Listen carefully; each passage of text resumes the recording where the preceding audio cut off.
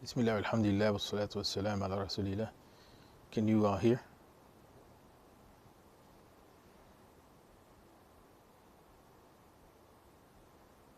Okay.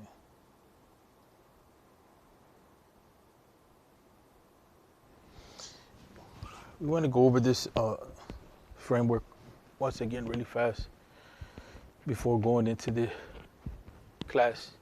These are some important points. With regard to the class style, we talked about that a little bit, but we need to come back to that point so that there's no confusion. Are we good with the sound and the audio? So here in the class, basically, as far as the class style, there's a certain degree of openness, but one thing is that questions, are encouraged. The other thing is that asking is encouraged. So for instance, if you don't understand something, this is why we always say, are there any remarks, rebuttals, whatever it may be. It's important not to be shy, especially on this front. On the front of, if you don't understand something, we have a saying in Islam, "Ma fi haya fil ilm," that there's no shyness in knowledge. And so so that's important to uphold. Or else what happens is that I may have, because people are not really responding back and giving me feedback, I may assume certain things. And then we get to a point where there may be some confusion. And then it becomes almost a little frustrating for people. With regard to the materials, we have some assigned text for this program. We tried to make this as easy as possible. We were trying to make it a little stress-free in between a class and a halaqah type of approach. So there's some house chores that we have to do in that regard to remind people that there are materials for the class.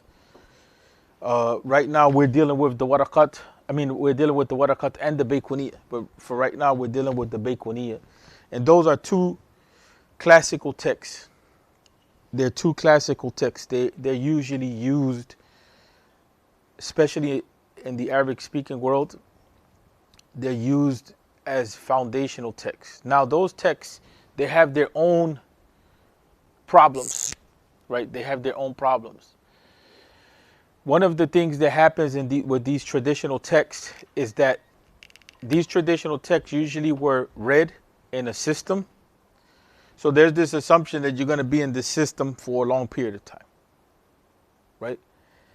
And we have a gap because we're not living in the Muslim world. And the gap that we have is that there's sometimes a lot of background information that we may not even have. Even in the Muslim world, that's the problem with the classical text. So you have other texts outside of the baykuniyya, for instance, you have this text, Introduction to Hadith Science Studies.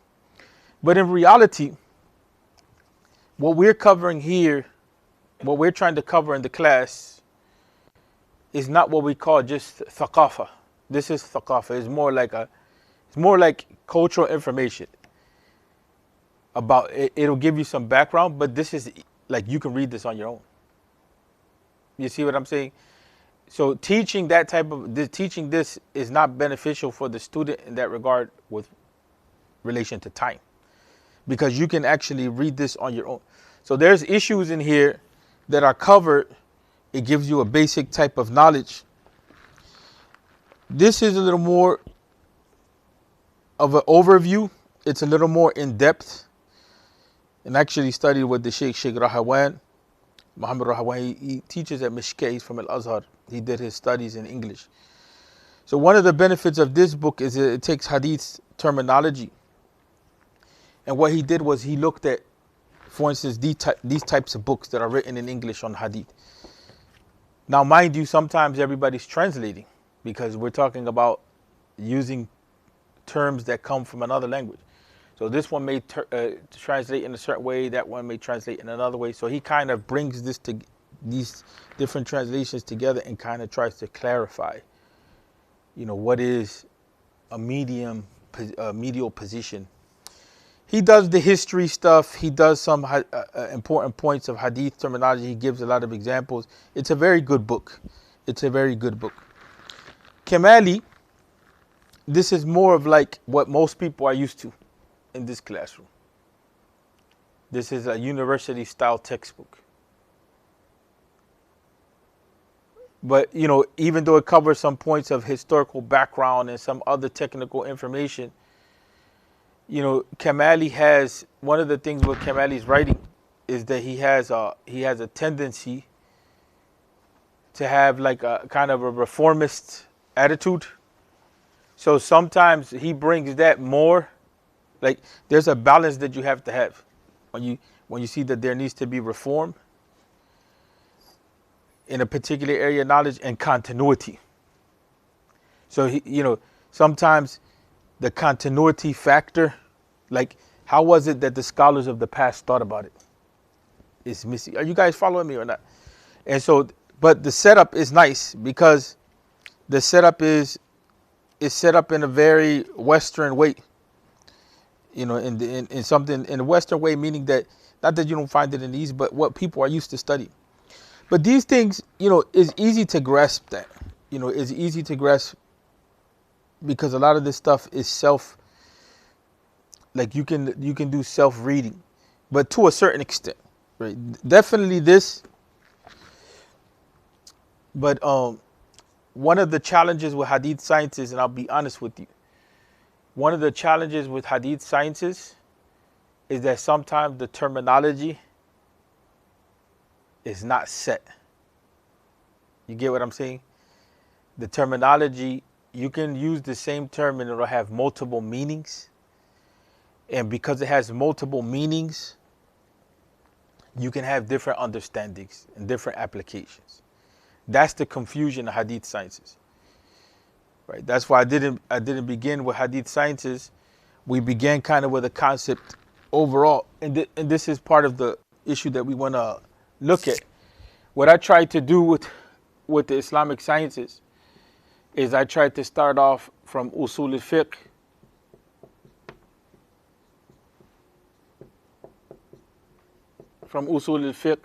from the angle of saying, well, we have like a general concept. We have a general concept of research methodology, right? And then we have a more specific type of research, right? Which you will find in each science: Quranic sciences, Arabic language, hadith sciences, aqidah, right? So because Usul al-Fiqh, it presents itself as the foundations for understanding in general. And the other side to Usul al-Fiqh is that it presents itself as the research methodology for fiqh, or for the knowledge of the halal and the haram. You guys are with me or no? Usul al-Fiqh, then we say, is a basis for our thinking in general. Why? Because the underlying concept, before we getting into the details of Usul al-Fiqh, it just gives us a straight methodology. What are your sources of knowledge? What are the principles to understand them? You know, and who qualifies as a researcher?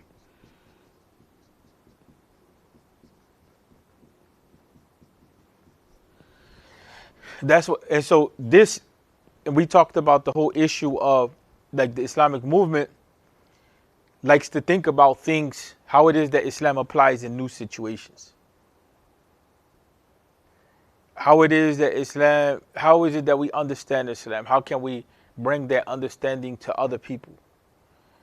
And so that needs some rules, or else everyone is just going to come up with their own ideas, right? And that has happened. It has happened. That's why you find sometimes in Islamic movement thought, sometimes there's clashes. So we say that anything, you're going to have to present what are the sources of your knowledge, what are the principles that guide your understanding of research, and then who's qualified to speak and who's not qualified. Who's qualified to come to a decision? What's the criteria for that? And so now we come to the issue of the article. I have an article which kind of reviews the way we've dealt with Usul al-Fiqh from a very, like, almost philosophical perspective. And so one of the things that comes up in Usul al-Fiqh, we talked about the 7 theories of Usul. Those 7 theories can apply to anything. That's why we said Usul is the foundation. Those 7 theories can apply to your physics class, your history class, whatever. But we also said that, for instance, within those 7 theories, when we start talking about the Baiquniya, what we're talking about is trying to understand the Sunnah, but understanding the Sunnah from a specific angle. In hadith terminology or sciences, the end game here is authentication.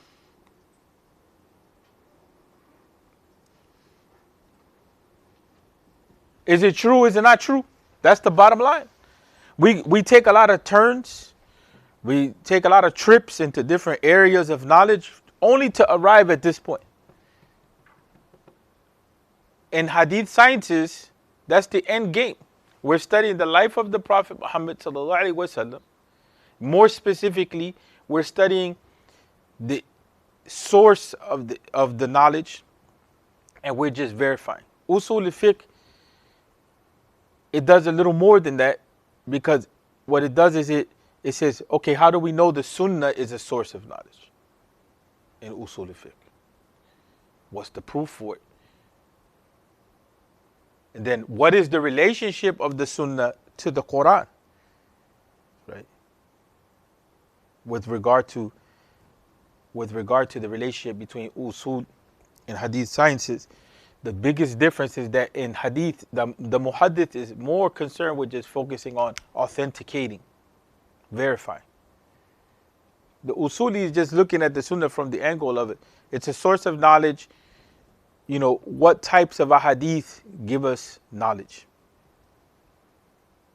The Usuli is not sitting there going through the chain of transmission in detail, doing all the hard labor of trying to figure out if it's true or not true. The Usuli is more concerned with just what qualifies as a source of knowledge. And then the fiqh process, the fiqh side of it, is to understand.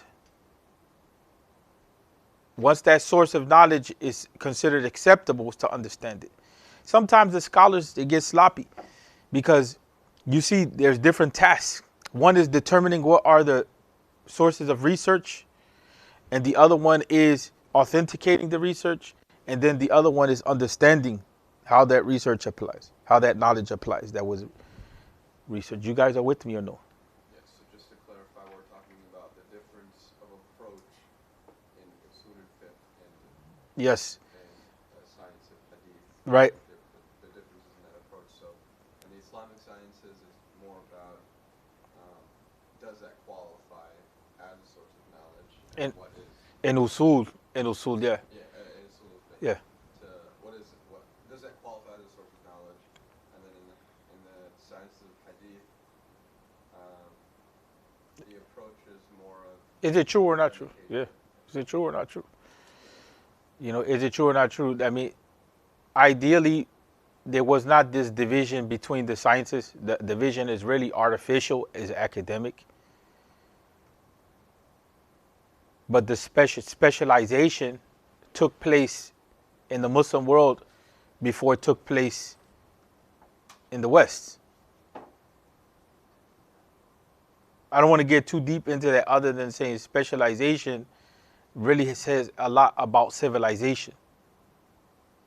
You get what I'm saying? And this is why we started off.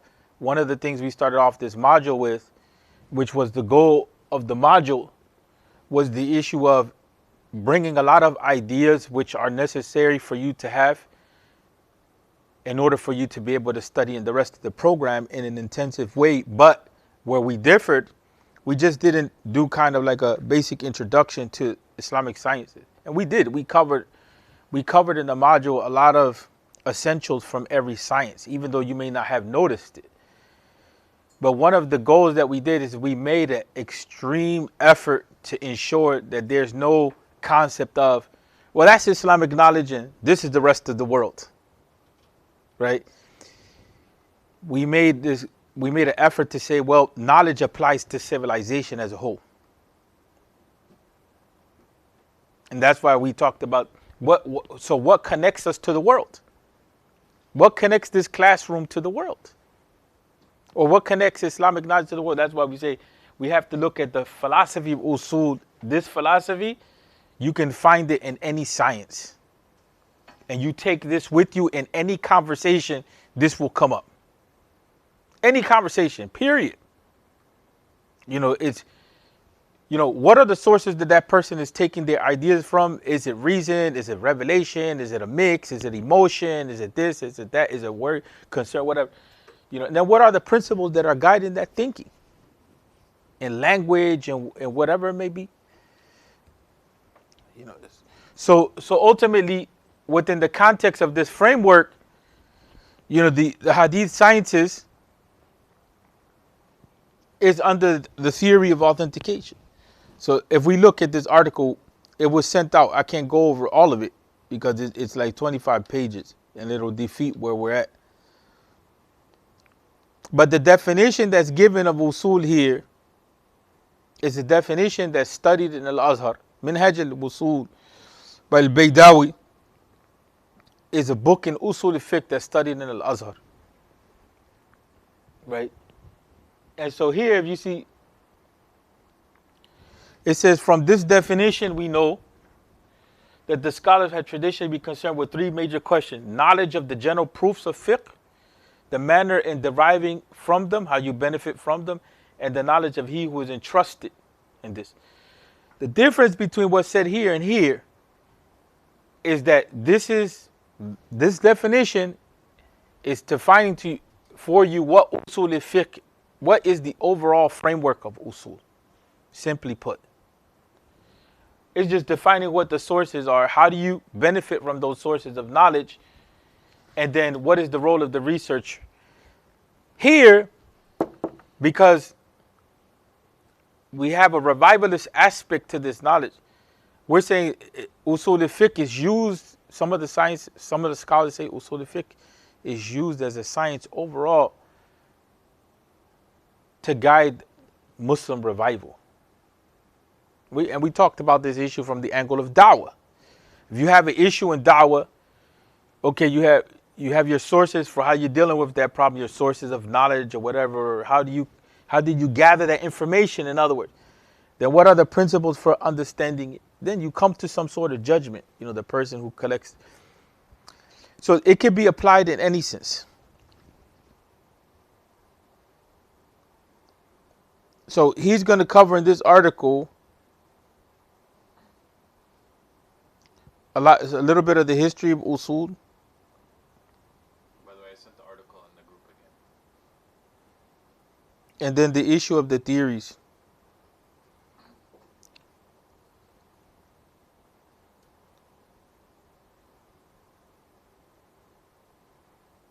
Here it goes right here, the theories of Usul. So, for instance, we have one of the first theories is the issue of authority. Right. We have the issue of authority. I need you to clock me at a half an hour out of. So the issue of authority, he says to start from the beginning, there are some universal questions every human being asks himself. Right. The answer to these questions are contained in Aqidah or theology and have primarily to do with the relationship of the person to the world, humanity and life. We begin to answer that about ourselves, who we are, through Aqidah, our belief. And we start off from the angle of La ilaha illallah, but from the angle that Allah created us. That's why when we started off, we talked about the seerah of the Prophet Muhammad sallallahu alaihi wasallam. You guys remember that? We talked about the cave of Hira. And we talked about the experience that the Prophet sallallahu alaihi wasallam had with these issues. You remember that? That's the beginning of all of knowledge for us. And that's where we made the argument that the knowledge of Islam is not just knowledge of halal haram, but it pertains to how we understand the universe, how we understand ourselves. Huh? And so that's the beginning point. So he says the above has in fact a deep connection with Usul al-Fiqh and with its theory of authority. That's why I push the idea. Stop separating the sciences. Right? We push the idea that, Aqidah, hadith sciences, Usul al-Fiqh, all of these different sciences, even our reasoning, we find that, for instance, a lot of the issues we confront in today's time, where do they come from? Anybody has an answer to that? Are they coming from the actual deen itself? Where are they coming from? People. In what sense, people? Just lack of connection in terms of just the universal problem and understanding. Yeah, the understanding of things. The understanding of things. And so that's the whole point. Is like, how are we coming to understand? So the first thing is, what's the authority? What's the source? What's giving your understanding authority? When you make a claim, how is it that has authority? Right? That's the first thing. That's the first question that we're asking. So Usul al-Fiqh teaches us to ask those types of questions. It teaches us to have that disciplined mind. Howard Gardner, I don't know if he's still at Harvard, but he was one of the top psychologists that was very influential in a theory which didn't gain currency. And I personally, I don't want to get into that too deep, but it was the theory of multiple intelligences. It didn't gain currency in academia. But he wrote a book called 5 Minds for the Future. It's very small. It's used in corporate America and education for building leadership. And the idea there is that the future is going to require us to develop ourselves in different ways. And one of the things is a disciplined mind. A disciplined mind. And part of gaining that disciplined mind is mastering some principles over thinking, over any discipline. And we see that. In order for a civilization to progress, you have to have disciplined minds. They have to be people in different disciplines, whether it's engineering, whether it's medicine, whether it's psychology, whatever it may be. Disciplines which serve humanity for building stuff up. So part of this Usul al-Fiqh is teaching us have this disciplined mind. Like what gives, you come up with some concept, what gives that authority? What are the sources for that? What's the justification? And here goes the issue of authenticity. The second theory of authenticity or authentication, here I put it that way. That's where, for us in our study right now, where we're at in the module, that's the connection between Usul al-Fiqh, combining Usul al-Fiqh with Hadith sciences. The Hadith sciences is doing one thing for us, which it applies to a certain extent to the Quran, and it applies also to the Sunnah. What's in common between both of these that has to do with issues of authentication? Essentially, it's, that's what we talked about. The Sunnah sciences and Quran sciences has to do with the preservation and the verification. The Isnad. In this book, I studied this book twice. In Miftah al-Usul, this is the book that Umar has studied. He begins the first discussion on Usul al-Fiqh and everything. It begins with Isnad. How did the knowledge come to you? How did the Quran come to us? How did the Sunnah come to us? How did any information come to us? So here the Baiquniyah, in this sense, is just the Baiquniyah is just a small text it's not the best written text, but it's a text that's traditionally studied. It has some errors in it, right? It has some mistakes. That's why sometimes I'm in and out of it. Remember, I said to you, what was one of the things that I said to you about hadith sciences? One of the issues that we confront with hadith sciences. Yeah. Yeah. And see, you guys are in the process of dealing with people. You have confidence in Islam. There's people that see that and they immediately, they jump on it. What is this mess? You see what I'm saying? It's one thing you go, because we can easily go through a text like this. You just go through it. You learn what the meaning of some terms are, some background history, and that's it. You're done. It's like, oh, we covered hadith sciences. That's not going to help you in the process of dealing with people. It's not going to help you with yourself, right? In the sense of, you have to realize that a discipline has, we say a discipline, especially in philosophy, we say this, the problems of philosophy. Every discipline has its own issues. Every discipline has within the literature of its research debates about what best practices, right? And that's the same thing with hadith sciences. That when it comes to the issue of authenticity, you have to be sensitive. That's why hadith sciences is one of the more difficult sciences, because it takes a lot of time. You have to be sensitive. It's not philosophical.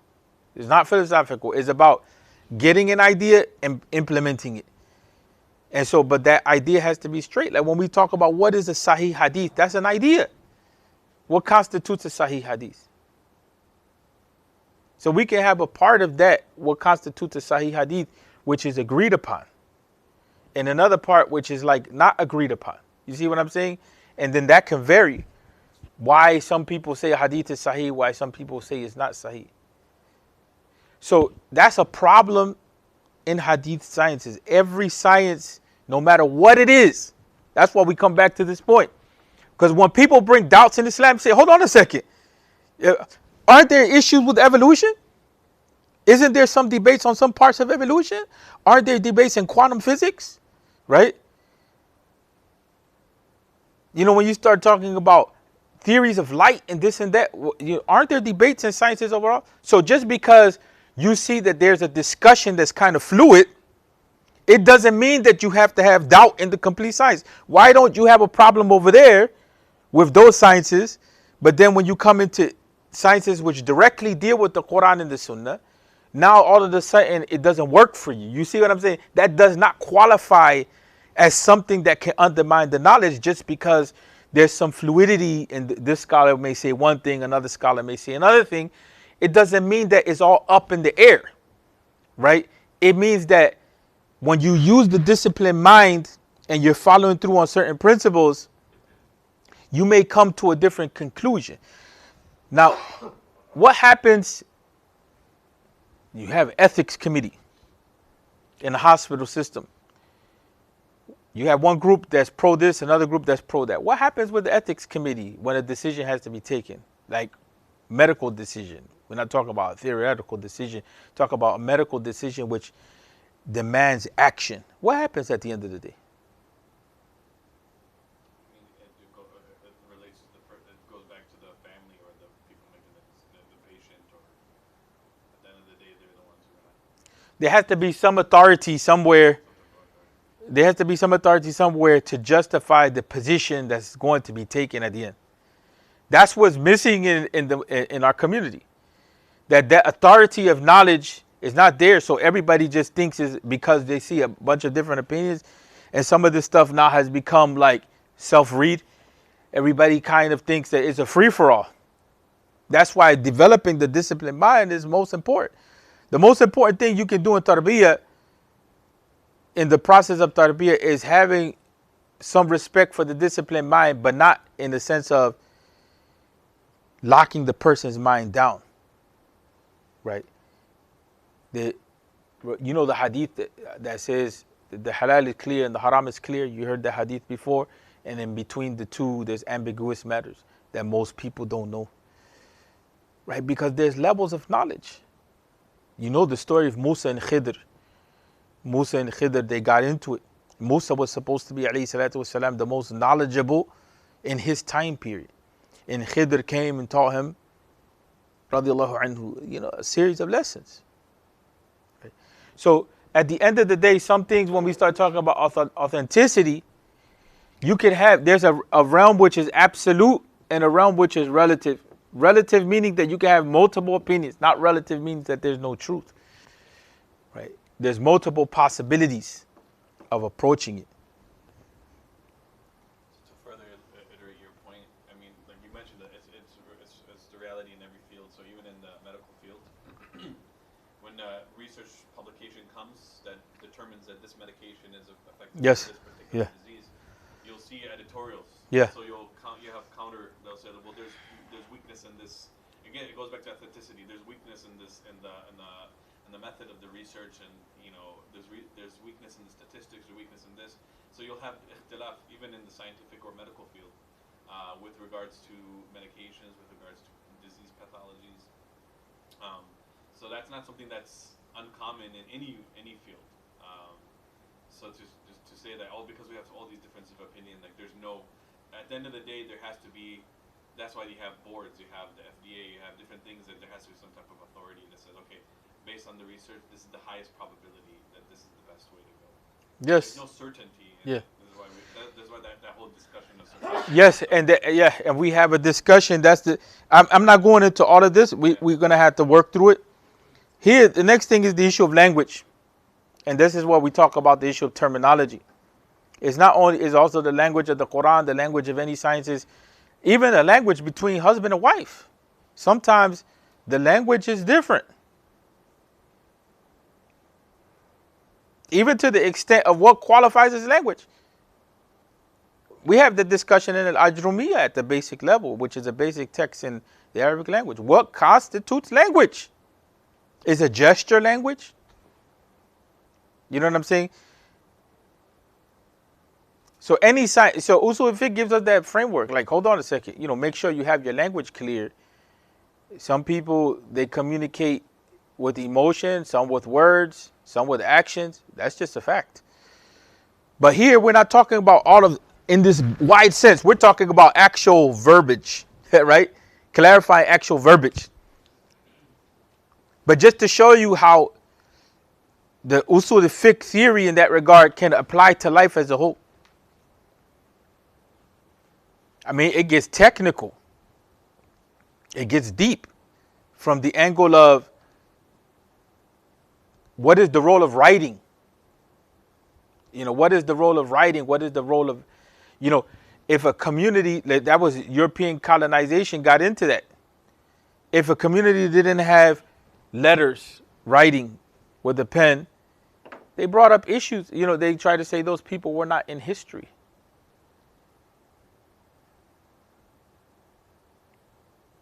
Right? They felt as though this is a superior approach. Now, what do we do?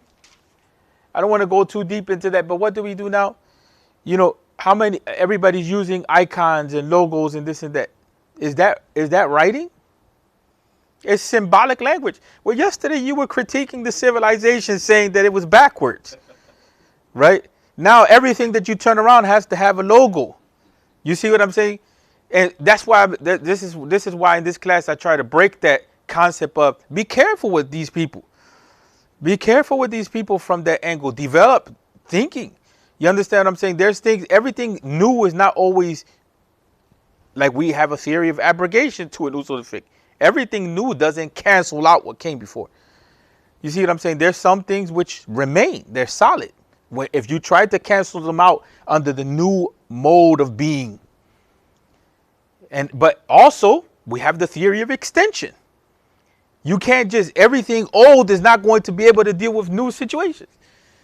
So you need to figure out how it is that applies to these new situations. That's where you start having how do you extend the ruling out through analogy and this and that. You get what I'm saying? You guys are with me or not? Are you sure? But here in the next theory is the definitive and the probable. A lot of Muslims don't understand this. It's extremely frustrating. A lot of Muslims don't understand that there's clear-cut things in the deen, and then there's a range of possibilities. If there was not a range of possibilities, we would be really messed up as Muslims. Because that means that if it doesn't fit that clear-cut command, our actions, everything has to fit that clear-cut model. If life doesn't fit within that box, then it's a problem. With Islam, if you're traveling, you flex on your salat a little bit. You know what I'm saying? Islam, there's maneuverability. And so sometimes, I don't want to go too far with this either. Sometimes there's an excess that comes with the disciplines. See, you have to, and we talked about this before, you have to separate between the Torah or the tradition of the ulama and revelation. Sometimes revelation is so fluid and flexible that people in their disciplined thinking, sometimes they limit it. And we see that all the time. Like, this disciplined thinking is not equivalent to revelation. Because this disciplined thinking, what is the disciplined thinking for? What is the disciplined thinking for? The disciplined thinking is really that we're talking about the tradition. What is the tradition for? What is the Islamic tradition for? What is its role, its task? What does it do for us? To attempt to understand the Quran. Yeah, in what sense? That's the methodological side, which goes beyond any time and space, so to speak. The framework, but the actual content is focused on the particular context. We may not live in that context, and that's what happens. Like, I've sat in classes in Al-Azhar, in Egypt, where we're talking about currencies that don't even exist anymore. When you start talking about business transactions, we're just looking at the model of thinking. But if you focus on the examples, if you focus on the context, it's outdated. But some people, they take that and they say, no, we want to implement this as it is in today's time. So many changes have taken place in life. You see what I'm saying? So that's why we say that sometimes there's an excess where, I'll give you an example.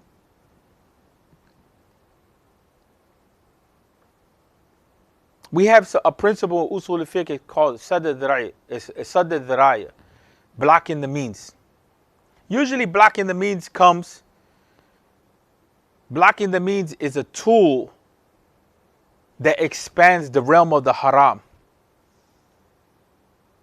I'm scared that the youth, they're just going to go down to downtown Chicago. And when they go to downtown Chicago, they may slide into the neighborhood and they may stop at the store and they may, buy some easy widers. Or, you see what I'm saying? Now you're creating a bunch of scenarios, which is like everything that is the haram mindset. Well, they might fall into the haram. There's a probability of falling into the haram. And so then you start increasing the probability, right, of the haram. And so what happens? So then you start saying, well, it's haram to do that. Something that's not actually haram. Why? Because what leads to the haram becomes haram as a concept. Would another example be with gender relations? Yeah, the same thing. Same exact thing. You can't tell me that there was no interaction in the early period. The strict, rigid. How was it that Sulaim talked to Talha and said, what's up, sir, Talha?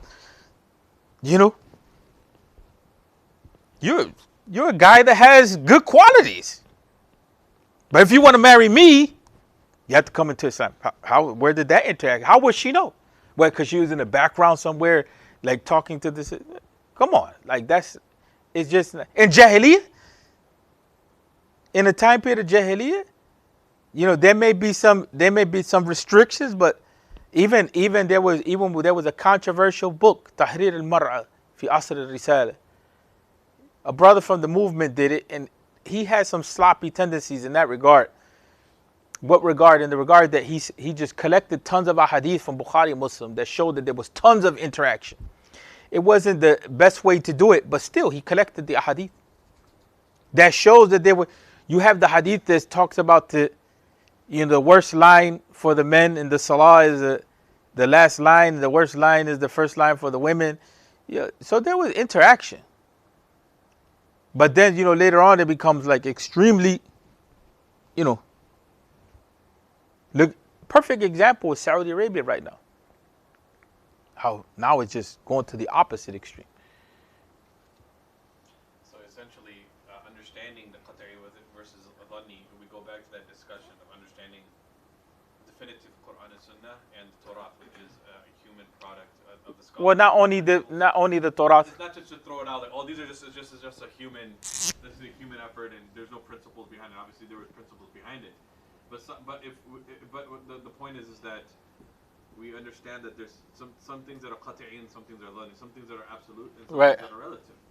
And sometimes things could be put out there as being qat'i when it's not really. Yes. Relative. It's actually relative. Yes. There's flexibility. There's room for difference of opinion, but the popular culture is that no, this is something that is qat'i, and then it restricts it and makes it difficult for some people in some ways, and so going back to the example of Sadr al-Diraya, that's what we have to understand how the scholars came to these opinions, because they may have restricted something at that time, but that's no longer relative today, or something of that nature. Or that Sadr al-Diraya is it's technically a subjective. I would imagine it's a subjective process. So there's room for differing in that regard. So when a scholar comes to opinion and says this is it's haram for you for women to drive, for example, because it could lead to them being harmed. Well, you're like, well, now we live in a time there's cameras everywhere, blah blah blah blah. So you can say like, okay, that's your opinion, but it's not qat'i dhanni. It's something that you came to that opinion because of this principle, but that principle is valid, but I disagree with you because of this. So I guess at the end of the day, that's where this idea of understanding how opinions. Yes. And understanding their, like you said, لا نقف على, مسائل. We do not just blindly follow their opinions. We understand how they came to their opinions so that we can make it relative. Yeah, because the methodology, that's what we want. We want the discipline in mind. We don't want to recreate a methodological system. What we just want to do is have the principles and the tools of how to flex. That discussion has taken place, whether we need new methodologies. And the ulama in that regard are very, very, very, very, very conservative. You know what I'm saying? Very, very conservative. There's some scholars that they're at the level of the opinions. They take that for deen 100%. Right? They take that this is Islam, and that's not true. It's not Islam. It's a reflection on how to implement Islam in particular contexts. You can't just say it's Islam like that, because some things, that's how you get into serious jams. You get into serious jams. In the Maliki madhab, there's an opinion that says if the girl is a bikr, the father can just marry her off. You put that in certain contexts, it becomes extremely problematic. About 80% of the books of economic transactions deals with slavery issues. That's just a reality. So if you start saying this is Islam, then now you're saying, well, so hold on a second. Are you guys wanting to implement a slave economy? You see what I'm saying? There's thousands of things like that. There's thousands of issues that come up with that. Like the issue of how do you deal with the marriage process? Well, is it obligatory that he gives her $5,000 in gold, or is that custom? Do you know what I'm saying? Does he have to give her gold? Does he have to give her a house? Give the parents a gift?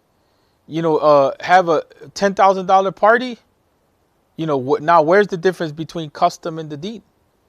So, and the other situation is understanding the context and how scholars come to conclusions on things, and some things may be dated. And then the other issue is also understanding, separating custom from it. And that's what the deen does. Hold on a second. What is the deen? What is custom? What is an opinion which applies to context, so on and so forth. But the qati and the dhanni, this is where all the research is going into, because this is clear. So there's some things that need to be researched and talked about and expanded, and some things that don't. It is what it is. Right? And this kind of serves as the basis. This is the core of the deen itself. Not just the deen, the concept itself is the core. Like, you're looking for what is the core of the idea. And what part of the idea is there flexibility in? From a dawah and quote-unquote Islamic movement perspective, what I take from this personally is two things. Number one, understanding this concept. Yeah. Part of the reason like why I feel the benefit of studying Usul Fiqh and understanding this component of Usul Fiqh is, number one, it allows, because there's so many ikhtilafat in ummah, it allows us to bring people together. Yes. So like, listen guys, like chill, like, you know, this is something that there's flexibility. So it removes some of these conflicts that constantly perpetuate it within our community. And then on the second component, which is I'm seeing more and more not often, something that you mentioned a lot that I've reflected on, which is like, you know, if someone like rejects the deen, like you find people maybe even leaving the deen, and you always say like, hold on, and this is something Umayyad Hasib mentioned it too. And so there, you know, there must be something to it, obviously, and that, you know, in the scholarly discussion, is it that they're rejecting the deen, or they're rejecting the perception of the deen that has been perpetuated by the community? So someone may be like, oh, like, you know, this is too harsh for me, or this is, you know, too like absolute for me.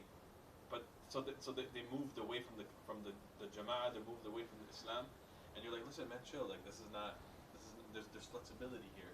You know, so sometimes that rigidity is harmful. You know, sometimes it's it's healthy, and sometimes it's harmful. And sometimes, for some people, they need to know what's clear, because being in the gray area becomes very difficult for them. Yes. Right. Being in the gray area becomes very difficult for them. So the usul part, this approach to usul is not just what we're talking about. Okay, what is the Quran? What is the Sunnah? You know, how do we understand the Quran with the language? What is a consensus? You understand what I'm saying? Here we went a little further with this concept. This is a more higher level idea. Like, what are you supposed to be getting out of Usul Fiqh to build your disciplined mind? That's the bottom line with that. So one of the things that you should know is that there's some things, not only in the deen and human thought in general, that are definitive, is just one way, and then there's other things that's flexible. I mean, that's a general rule. I mean, even ways will give you options to get to a place. It'll calculate depending upon what situation and circumstance and whatever, right? You know, it gives you alternatives. And then there's some things which, you know, it's just there's only one way to get in. That's your GPS. So this is like an intellectual GPS. You know, you have to know what are sources of knowledge. You know, you have to know the issue. How do we consider something authentic? You have to know how to work with language. You have to know, you know, what is considered definitive and what's considered probable, right? And that's the same thing when it comes to the Bayquniyya. Not all hadith are the same. There's technical discussions that I don't want to get into on the differences between the scholars of Usul and Hadith.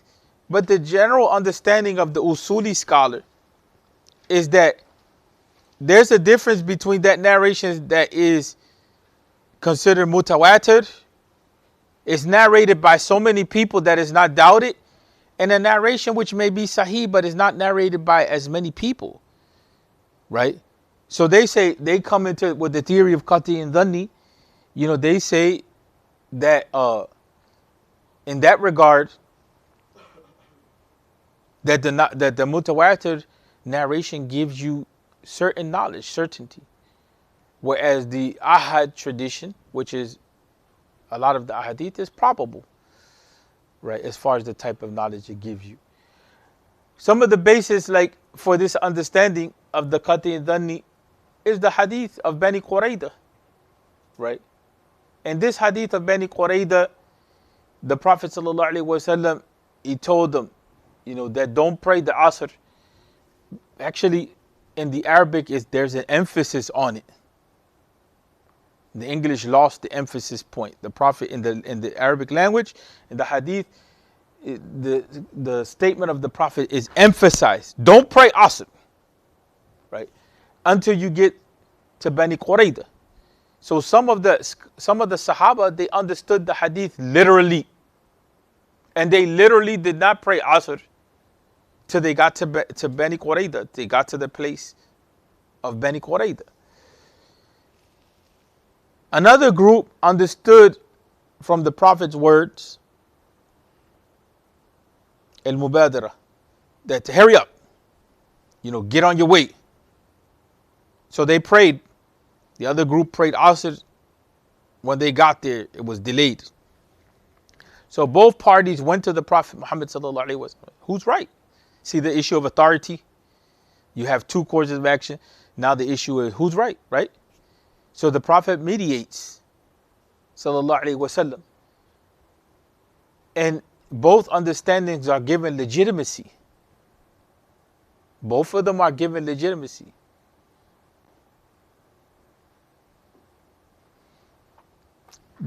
There's more to it. I mean, in the rest of the modules, this stuff comes up. We can't go into a lot of detail, but the framework is there.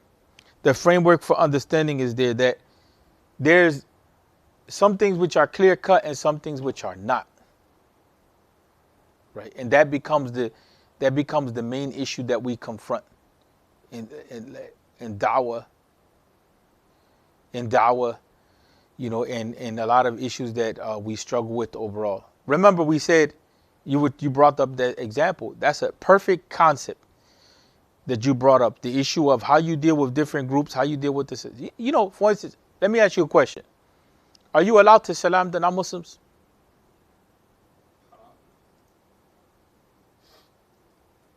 Are you allowed to initiate the salam with the non-Muslim?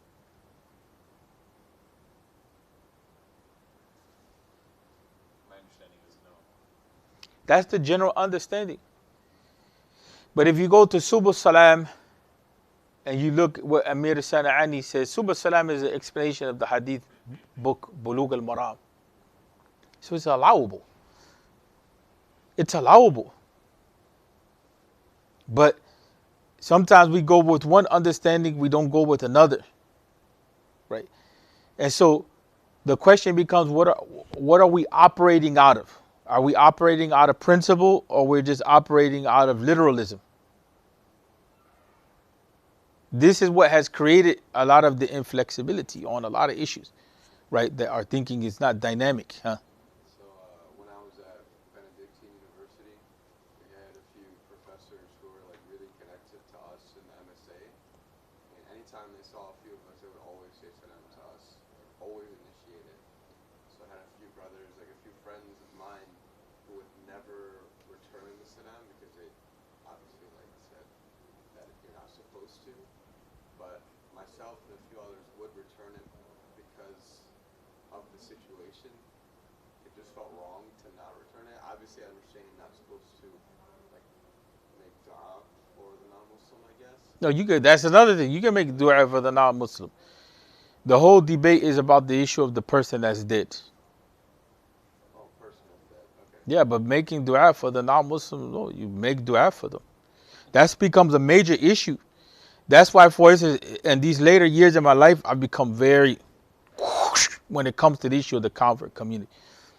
Because, especially within the Latino community, because there's issues where the deen is coming into that community new. And if it comes in with certain ideas, it's just going to crush the development of those people. What were you going to say? No, I get it, yeah. Yeah, no, I get it, okay. These ideas, what you're talking about, we're in a classroom setting, is kind of scientific, removed from life. But when you talk to brothers, I know an elder who became Muslim in the 60s, 70s.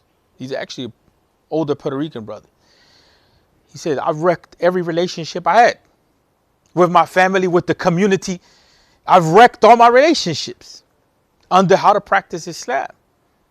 I know an imam right now who will tell you Everything was haram. My family. I know a brother who actually called his mother straight out kafir, and she was just like, just the behavior. And a lot of times that comes from, again, we don't know how to see. This is why I say, if we don't separate, there's a relationship between Quran, Sunnah, and tradition, or the scholarly inheritance. We need the scholarly inheritance, but sometimes we have to realize that Asr al-Risala, or the time period of the Prophet Muhammad sallallahu alaihi wasallam, in which the revelation is coming in, the deen is dynamic. It's dynamic. When you look, imagine somebody coming into the musalla in today's time. They're drunk. How do you think the people are going to respond?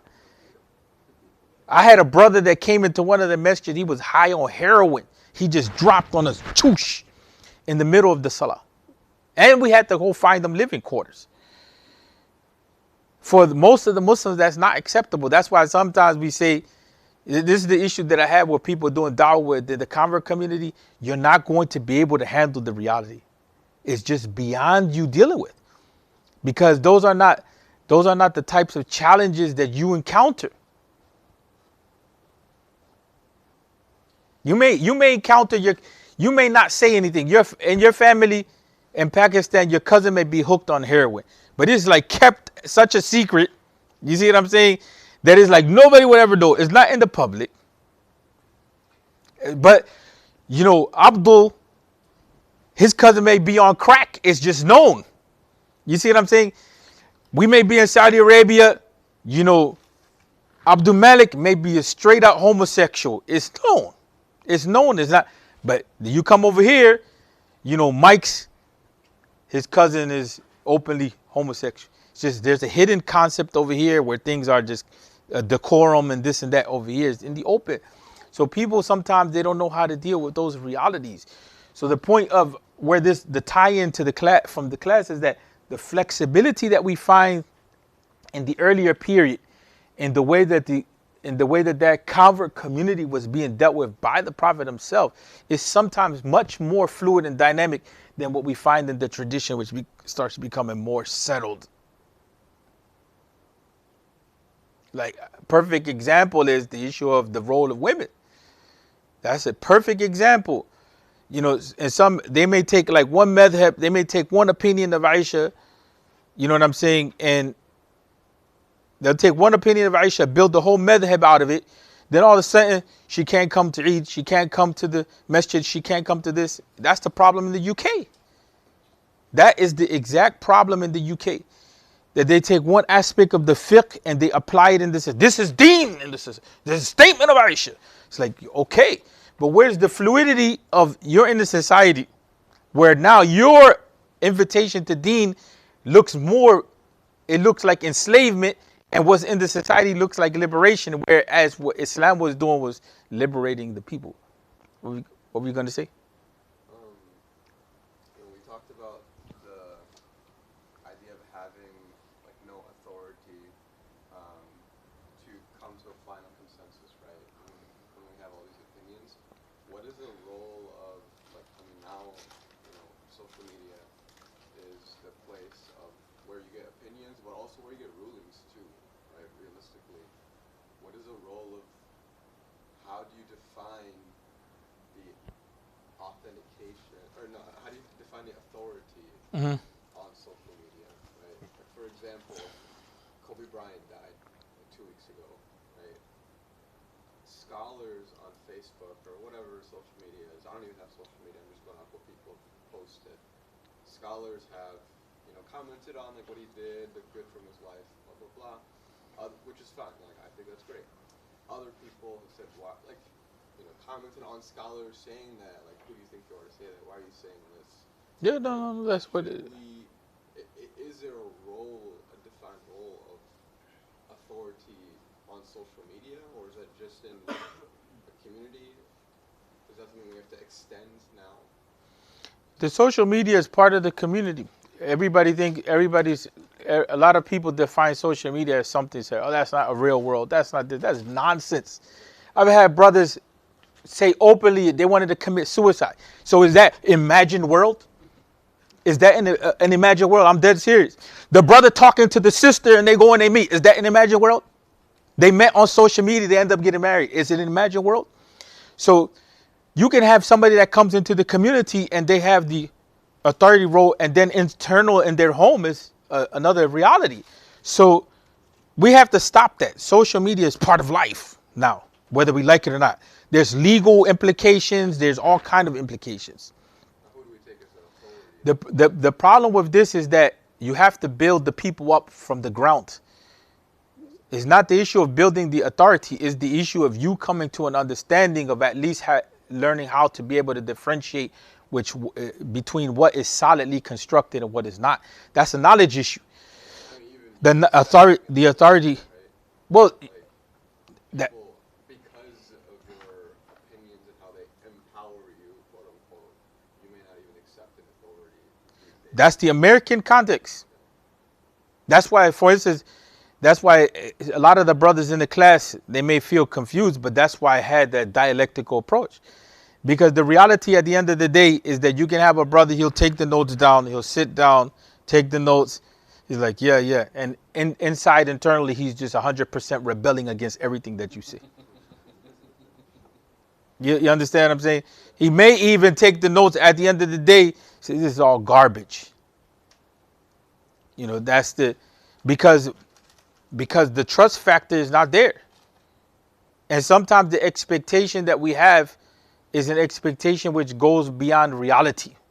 There's impossible for one person to know everything. But the person may have tools. That's the difference.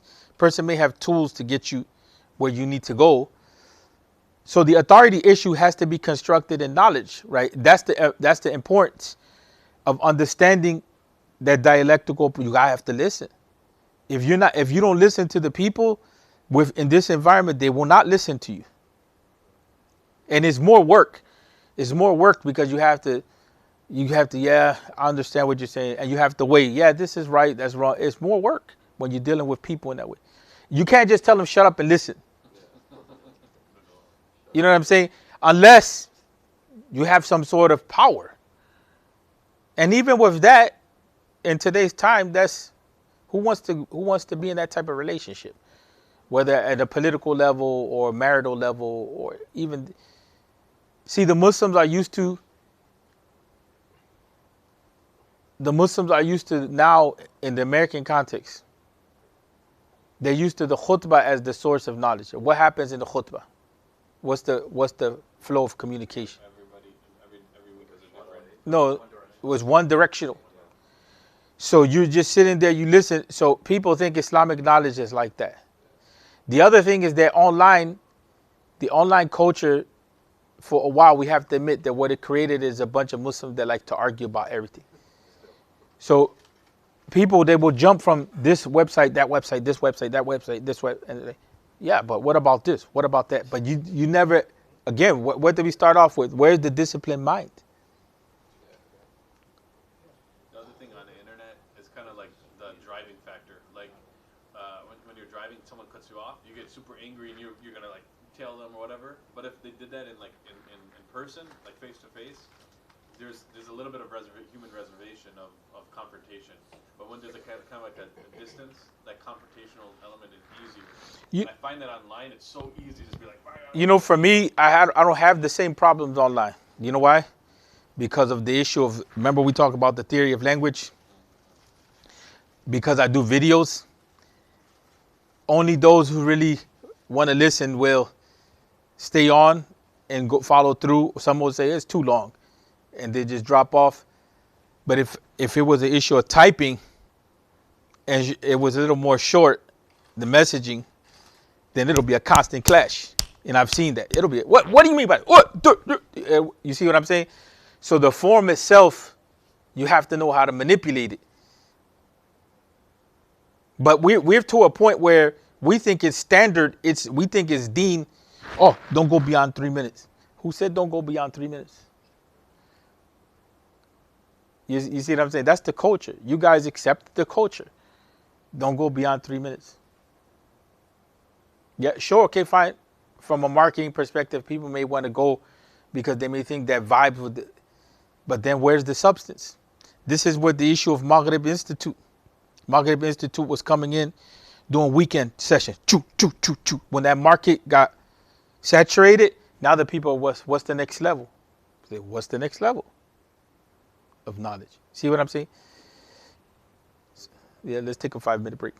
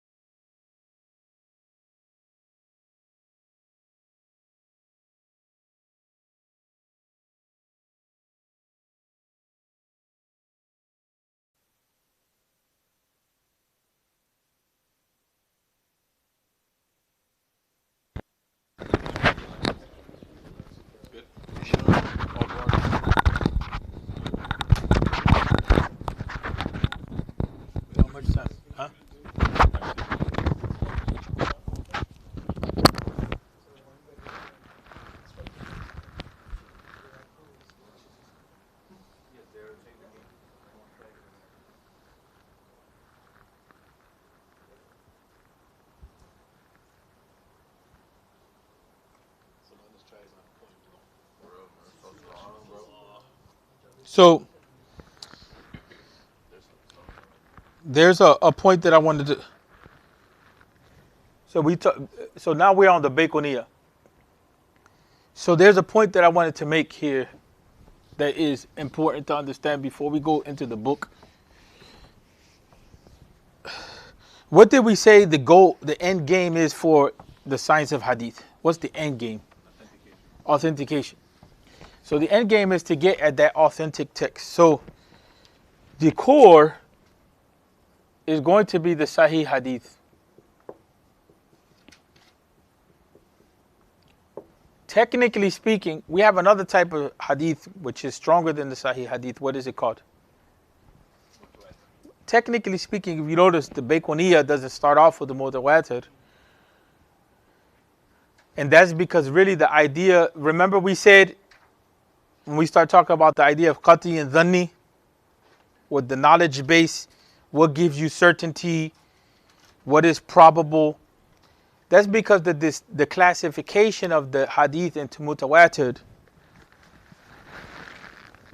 I feel like a breeze somewhere. That the classification of the hadith into Mutawatir, then into Sahih, that really is a classification which is not from within the hadith sciences. It became dominant. It became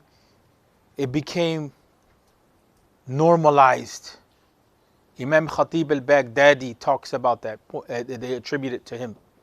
They attribute it to him that he normalized it. He brought it into the discourse. Because remember we said that there was not, this whole issue of specialization. This whole issue of specialization between the sciences. Remember we said in reality, that wasn't not necessarily the case earlier on to the extent that you see later. But the Mutawatir hadith is that hadith which gives you, according to this theory of Qati and Dhanni, it gives you knowledge which is clear, undoubtable.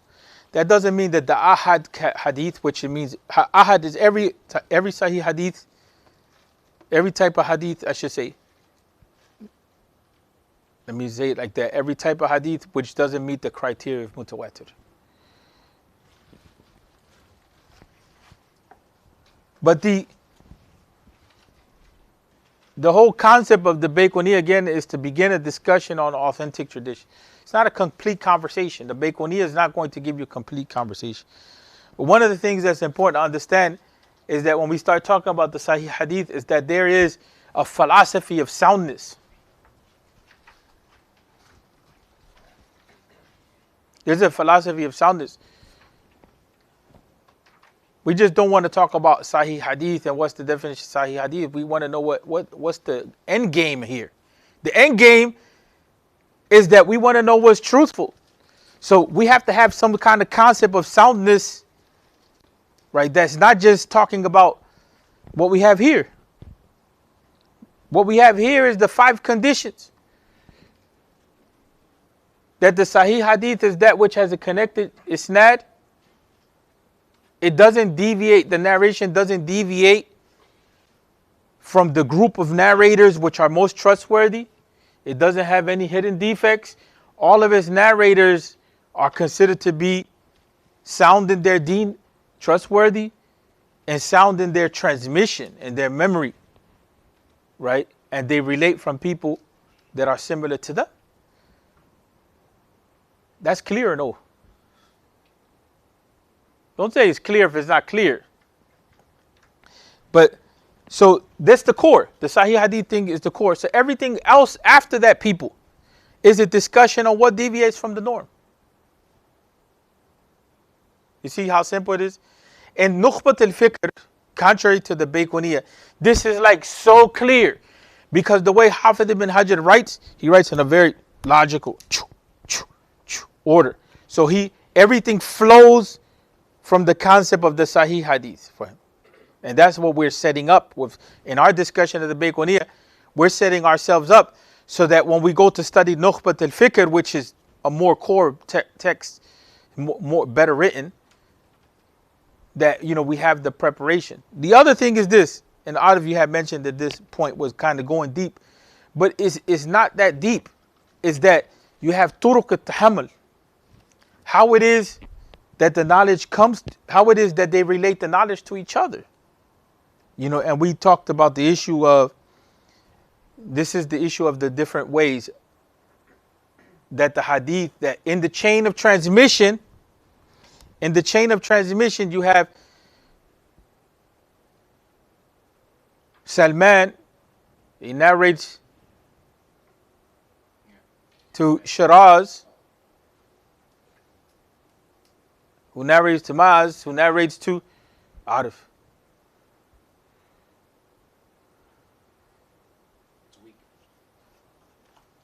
So, but how did he do it?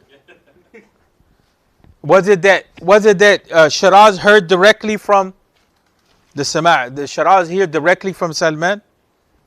Or did Salman read to Shiraz? Was it that you gave Maz an ijazah? Right? Was it that you handed him a book?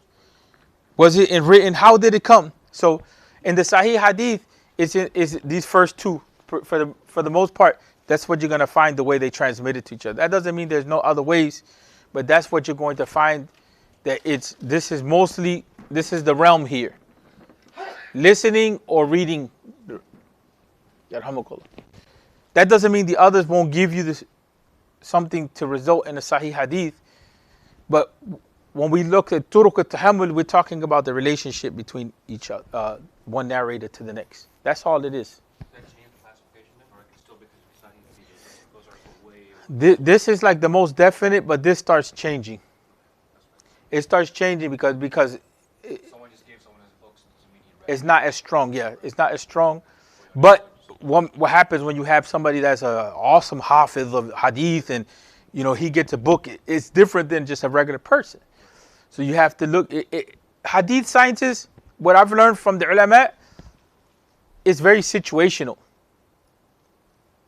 It's very situational. That's why it's hard work, because it's not just like you can plug in a code and then just everything is the same. No. That's why a lot of the brothers that were using computer programs, especially in the Salafi da'wah, to verify and unverify hadith, mostly this was popular in the Muslim world, especially the Arabic speaking world. They made a lot of mistakes because they didn't have that know-how of how to really deal with the hadith on its own terms. They would just have this general criteria, just apply it like it applies in thinking that it applies in every situation, and then you would make a lot of mistakes like that.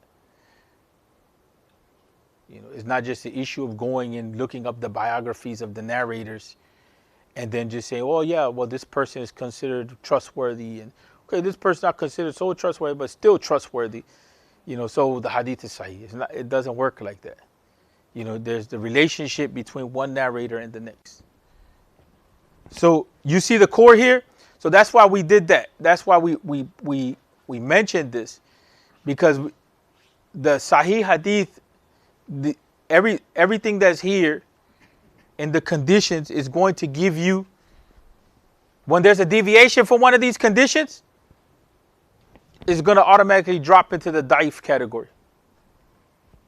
And that da'if category, that weak category, it varies. Most of all, from the beginning, brokenness in the chain. What kind of break is it? That automatically will give it, it will jump into the weak category unless proven otherwise. You see what I'm saying? So then the issue comes, is it one break? Is it two breaks? Is it that the whole chain is missing? And we went through that. Then each one has its own classification.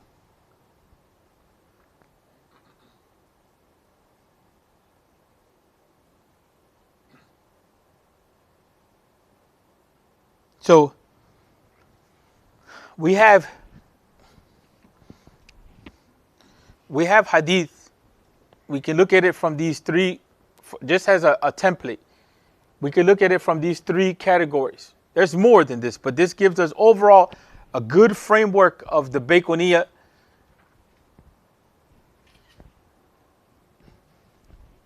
How many narrators are in the chain? That's one way of looking at it.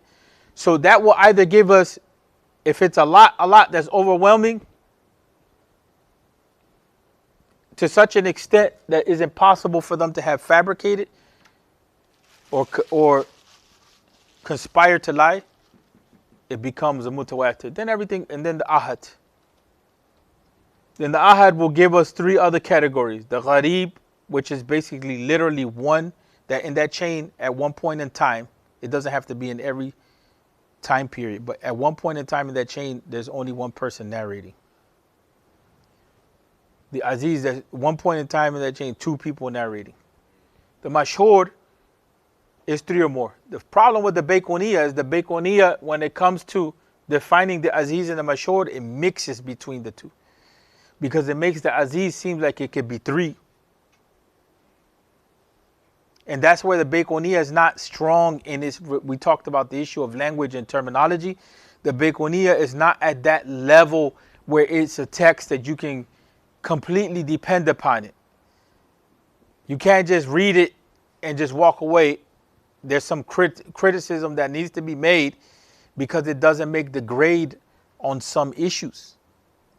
So that's one thing that, okay, so that if we look at it, we look at the chain of transmission and we want to classify the hadith, we already know that the Sahih hadith is the core, al-umda, is the pillar, right? It's the foundation, the asl. That's what we're aiming at. We want this. Because once we get this, then the issue of understanding and practice comes in. Right? We go through the authentication process for that reason. So that's the first thing that we look at, the number of people. Now the mutawatir tradition or the mutawatir hadith, it doesn't have the issue of having to verify it. So the sahih really applies to the ahad. The mutawatir is a little more complicated in that sense, that when we talk about the Sahih Hadith, we're really talking about the Ahad category. Are you guys with me or not? So to clarify, this is categorizing Hadith based on different types of different types. So the first way to categorize Hadith is based on the type and the number. The type is meaning is it Ahad or Mutawatir? The number is how many are in it. And so that's based on the narrators at each stage of transmission. And the transmission we mentioned that is either listening to or speaking to. Gotcha. Those are the two highest levels. Forget about the rest for right now. So the difference between mashhur, aziz, and gharib is that at any point in the actually, this highlight here is the difference between them. Gotcha. The highlight meaning, At any point in the chain, it has to be at least three narrators at any point in the chain to be mashhur. At any point in the chain, if there's only two, then it drops down to aziz. And then at any point in the chain, if there's only one narrator, then it goes down to gharib. Okay. That's why when they say that, it doesn't have to do with sahih, hasan, da'if. This just has to do with no, chain and narrator. because the acceptance or rejection category, qabul wa rad, is where we start classifying it as. Because you can have a gharib. Yes, it could be sahih. Yep. Understand. But I would imagine that a mashhur hadith that's sahih takes a little bit more strength per se, right? That's under the discussion of how do we define the mashhur. Because there's a mashhur which just means well known, a hadith mutadawwal bayn al-nas. Everyone knows the hadith. It's known, mashhur in essence. Remember when we said that the definitions sometimes in hadith sciences are not settled enough. That's why you need a critical thinking scholar from the ulama of hadith to come in and say, no, hold on. We need to tighten up on this definition. This is too loose. And we mentioned in the Bayquniya that his definition of aziz and mashhur is loose. It's too loose for our intents and purposes, which is to come to the Sahih Hadith. So, at most, ahad can have up to three. 3 or more. No, that's the tricky part. That's the tricky part. That at some point in time, some of the ulama in the past used to interchange between mashhur and mutawatir. But 3, yeah. And that's why I say that it becomes a very personalized thing with the scholars, from the angle of how well do they know the knowledge. You see what I'm saying? Hadith scientists is extremely dependent upon the scholar. But for the sake of simplicity in our framework, though, mashhur is 3 or more narrators at least throughout the chain, correct? Yeah, three or more. You can leave it like that, but then it changes in definition and category. But this is why it's wrong to say the ahad hadith. It means the narrated by one person, because the narrated by one person is the gharib, right? So that's a subcategory. Yeah, the ahad hadith, people make a lot of mistakes in that regard. Also, the ahad hadith, remember we talked about qat'i dhanni? The ahad hadith, it could have similar strength to the mutawatir hadith, depending upon contextual supporting evidences. You guys are with me or not? Yeah. Not every ahad hadith is of the same level of strength. So like, And it's not just automatically that you just classify it, you dumb it down. Some of them can be almost equivalent to the mutawatir, if not equal to. I'm trying to understand between like the third category for mashhur is that like you said if there's more than 3, it could still be in that subcategory, right? But isn't it that I think we discussed last week that if it's for mutawatir you need 5 or more, right? Hafid ibn Hajar, So like, No. doesn't it confuse the two then? no, Hafid ibn Hajar, that's why I would say, I personally inclined to Hafid ibn Hajar and al-Dhahabi. But Hafid ibn Hajar, he said the mutawatir, and you find that in the Nukhba, which is a higher level text. He said that there's no number designated for the mutawatir. That's something that's the tricky part of the mutawatir, is that, well, how do you know? Like, how do you determine what mutawatir is? It comes with some study. But they had a concept that the scholar who's because remember, there's a gap in time between us and them, and also in method. These are people that memorized a lot. They memorize a lot. We don't memorize. So you have a different psychology that's operational. And so for us, we will logically deny something because we don't have the experience. But for them, because they memorize so much, it's like, for instance, if you're a food connoisseur, there's certain things immediately when you look at the food, you already know there's an issue. You see the grease, you see how it looks, this, that. You already know that there's an issue. And there's the issue of tasting.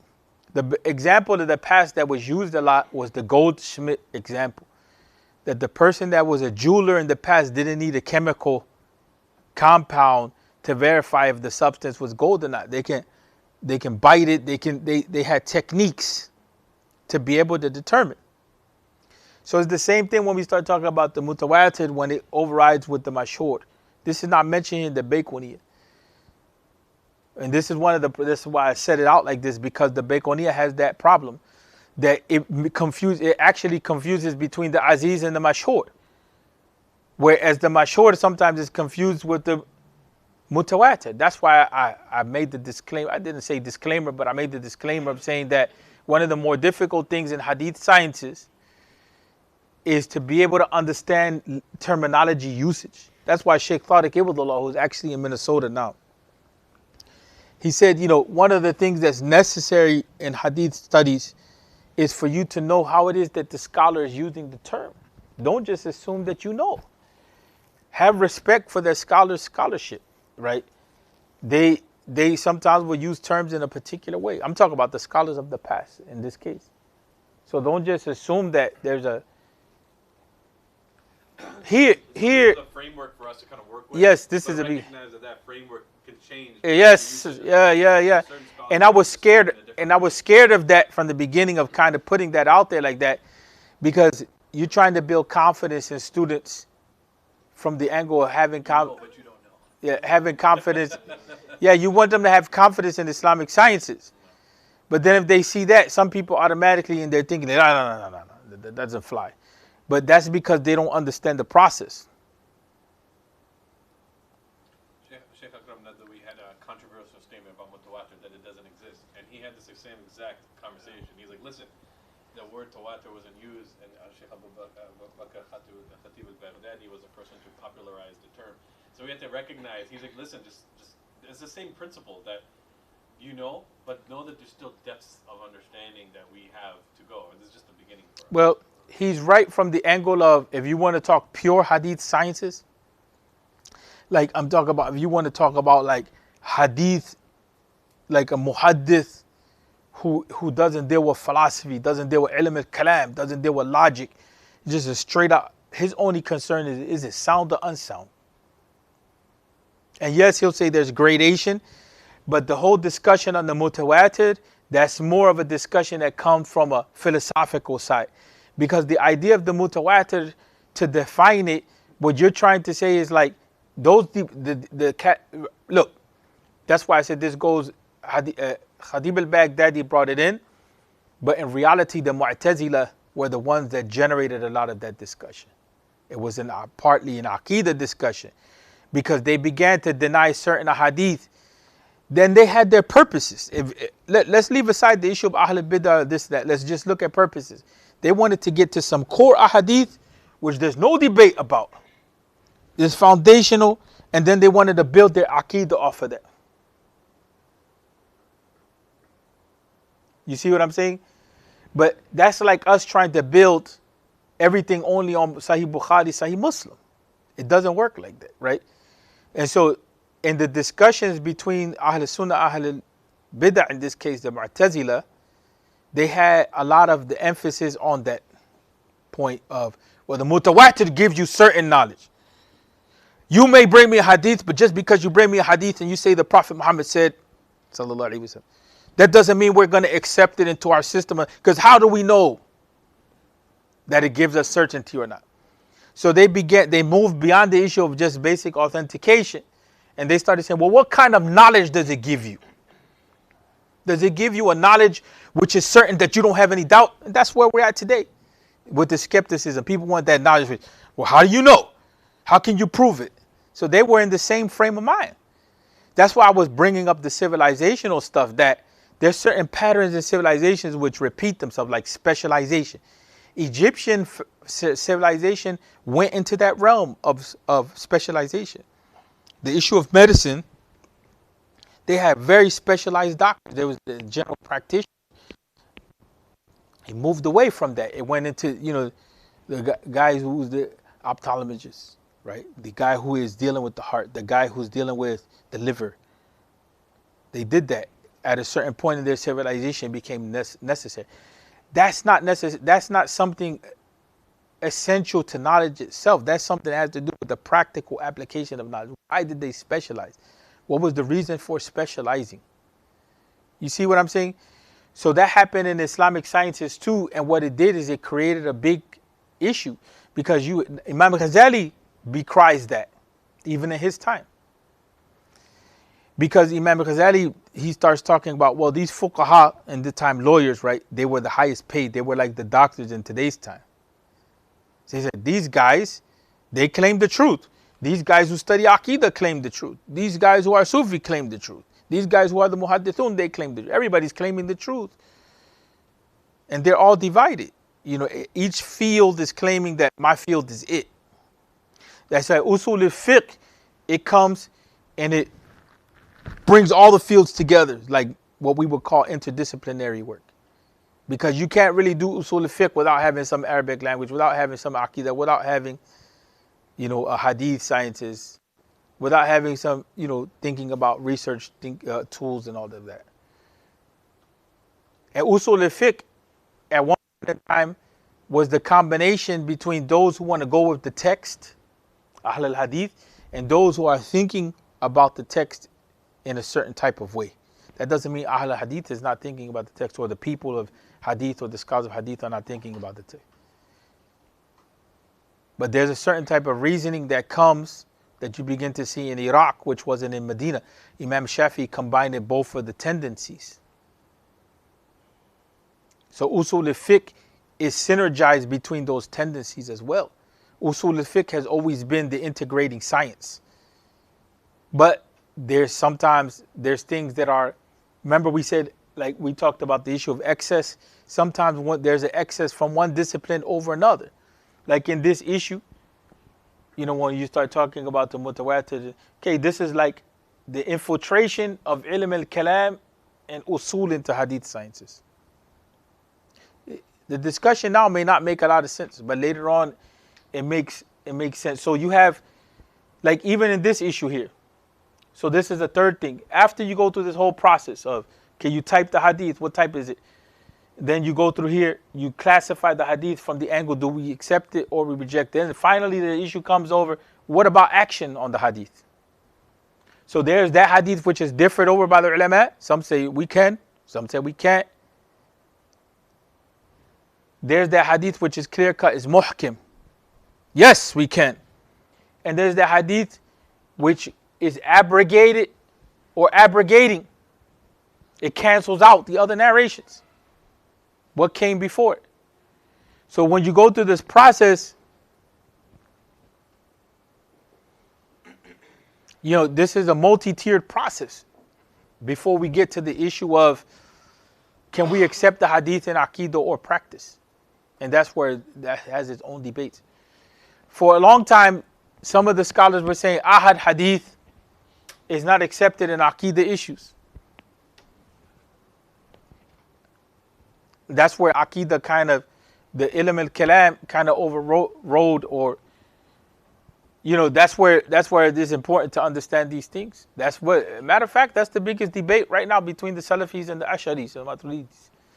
It's the issue of the Ahad hadith when it comes to issues of Aqidah. Remember we said that Usul al-Fiqh has a theory of language? Who remembers that? How you deal with language? That's the other point of the debate. Is there metaphor in the language when it comes to the names of Allah Tabaraka wa Ta'ala or no? That's why I said learn the basics framework of Usul al-Fiqh. Then when it's time to pull out your tool for the battle, when you have to go into the battle of the the debates, you're standing on solid ground. Hold on a second. Don't bring me that nonsense. I'm here. My purpose here is I'm here in the process of reviving the ummah and dealing with people. If you want to stay in the academic debates, stay in the academic debates. That has no issue with me. I understand the debate. You're stuck on not understanding the debate, so you have no respect. You know what I'm saying? You're stuck with saying this person is mujassim. There's some brothers now that revived it on the East Coast. Now the Salafis were declining on the East Coast a little bit, and they're not in their numbers, but influence. So now the Ash'aris mutakallimin coming, mujassima. It's like, brother, don't you see Philadelphia is the most populated Muslim city? It's a mess. There's killing, there's disaster, there's all this, and you're focused on calling this person a mujassima, that, right? So you don't look at the issue of language. Some scholars said in the language that there was not metaphor. So what does that mean? You know what I'm saying? So you have to have respect for that system. And that's why Ibn Taymiyyah took that approach. It's not that he didn't say that there's no metaphor at all. Remember we talked about the issue of excess? Some of them, like if you have this, and this is a dog. That's what it is, a dog. In order for you to say that it's not a dog, you have to have a proof to say, well, this is not a dog. Right? This is a symbol for friend. Loyal friend. Right? In order for you to be able to go from the dog to loyal friend, you have to have some evidence that's going to support that literal change. What's up, dog? Yeah, and it's funny because I did the opposite. Dog could also mean you're a dog, man. Like you're like so it's like what's the usage of it? How Yes. is that word used? Yeah. So that's the issue. The issue of usage. What is the criteria for usage? Is the criteria for usage that any time period anybody's going to come and give meaning to the word and so on and so forth? So some of the scholars said, no, we have it bracketed off. Pre-Islam and maybe about 1 to 2 generations out, this is considered the generational period. We're just going to slam these generations together. that is considered referential for language usage in the Arabic language. And we talked about that a little bit in the summer program. When you know that there is a generational, a bracketed off generational referential group, pre-Islam and even in Islam, for how language is used. When you know that, for instance, in the language, there's the concept of debate about to what extent do we have metaphor in the language, what extent we don't. When you know that there's a difference between the ahad, hadith, and mutawatir, and how it is that they construct the arguments on that, you don't have aqidah debates. You know what I'm saying? You don't have aqidah debates. You understand how they constructed their position. So while this one is saying this is it, and that one is saying that's it, you say, I understand how you constructed your position. I have respect for it. I may agree or may not agree based on the evidence. I have other things to do. I'm trying to save a burning house. You may not like that I'm talking like that because you want to stay on the philosophical, but at the end of the day, after all is said and done, amal is what the goal to the knowledge is. You know, and that's why sometimes I stay very reserved when it comes to that. Because remember we said that the experience of deen during the time of the revelation of the Quran and the manifestation of the Sunnah, the time period of Risala, is much more fluid than sometimes what happens with the ulama. That was the whole issue of these debates. They were trying to reconstruct the experience. But you can't reconstruct the experience only by just staying stuck in debates of the ulama. That's why Dr. Taha Jabir said that, you know, don't take your deen, لا تأخذ الدين من السجالة. Don't take your deen from, you got to realize, if you don't have a historical understanding, if you don't look at what was going on in the time period, the only authoritative time period is the time period of revelation. But if you don't look at, for instance, what were the Muslims like psychologically post 9/11, pre 9/11? Just give us our example. You see the psychology. There was decisions that were taken in the Muslim community predicated upon their same thing with the time period of the Tatar. So these mukhtasar texts, these small texts, they also come out of a certain cultural reality. Sometimes these texts come out of the fact that one group will invade another group. And so you need to have something that you can easily memorize to have the knowledge to preserve the deen. You can go and recreate. Because they will burn each other's stuff. That's not uncommon. You know what I'm saying? You look at the time period, one of the most detrimental things in the Muslim world, it has not been, if you look back historically, today is different than in the past. Actually, the rationalists were some of the most violent people. They're like Nazis. You know, if you look at how they dealt with some of the groups, there's always been that tension. That has been one of the detrimental points. Al-Andalus collapsed because of that. Al-Andalus completely collapsed because of these debates between people. It led to that point. So once you have the tools, you don't have that issue. So for instance, for the classification, once you have the tools, you know how the idea is constructed, right? And so, I mean, so the purpose for as beginning students, the purpose of this is so that we can start to know the language of the scholars, basically. Yeah. How they're using, hadith and so on. Man, it's crazy, like, how, like, arrogant we are, though. Yes. Because, like, we... All right, then. Because, like, we look at, like, there's so many roots, process of, like, a tree that grows, and then, like, we just look at, like, the top of the branches, and then we decide, oh, it's from Bukhari, it's from Muslim, like, we decide that, right? Like, but, like, we got no respect for, like, the history, people's sacrifices, the tradition, like, none of that stuff. Like, we realize, like, the whole process, the philosophy behind it, like, none of us realize that, you know, like, until now, and, like, we live our whole lives like that, you know? you know, one Shaykh Ibrahim Maimun, he's actually Deobandi. He was saying, like, the big difference between, he was talking about, like, you can go online, you order Bukhari, it comes Amazon.com, comes, boom, drops it at your door, or even takes it to your front door. You understand what I say? You're sitting in your house and you put on, you know, you get on your computer with, you may even have auto pay, So you don't even have to put in any numbers. You just go click, everything just goes through as a transaction. Bukhari comes to your door. You may have worked or whatever, but you don't feel the struggle or the sacrifice. You see what I'm saying? And that's kind of some of the that's why in this class I refuse to just make a lecture, because if it becomes lecture, what happens is that you sit in the lecture, you take the knowledge, and then you go, and if you don't have the right thinking with you, you reproduce that system of insanity. And that has happened amongst a lot of students, that they reproduce a system of insanity. You know, you're not tested for your knowledge. You understand what I'm saying? You're not sacrificing for your knowledge. So there's a certain experience that comes along with that.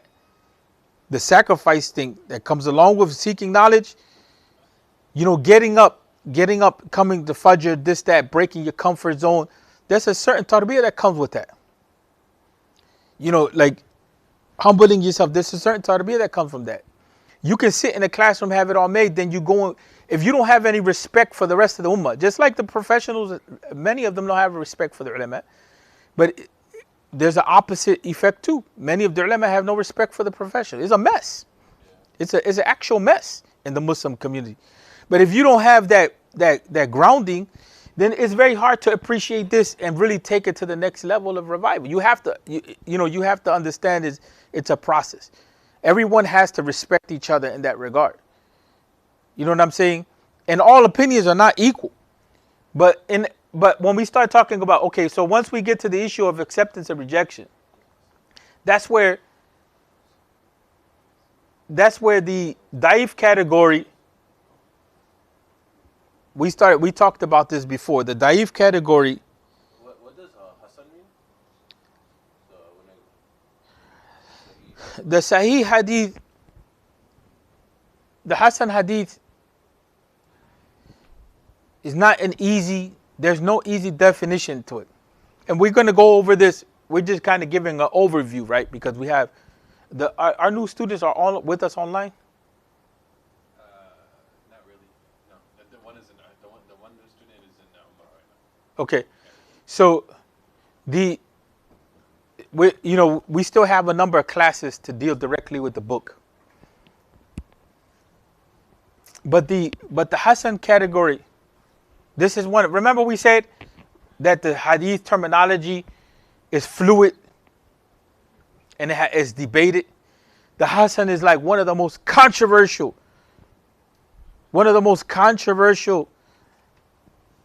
concepts, because first of all, before, like Shaykh Al-Albani had noted, and they railed against him on this, but he had a point. That earlier on, it was only Sahih and Hadith.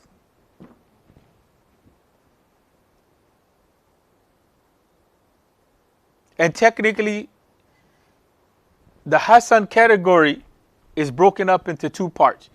One is subsumed under the Hadith, that's Sahih, and the other one is that you just have a bunch of da'if hadith, which are weak hadith, which are not too da'if, but they kind of support each other. And so they become Hassan. So there's the concept of Hassan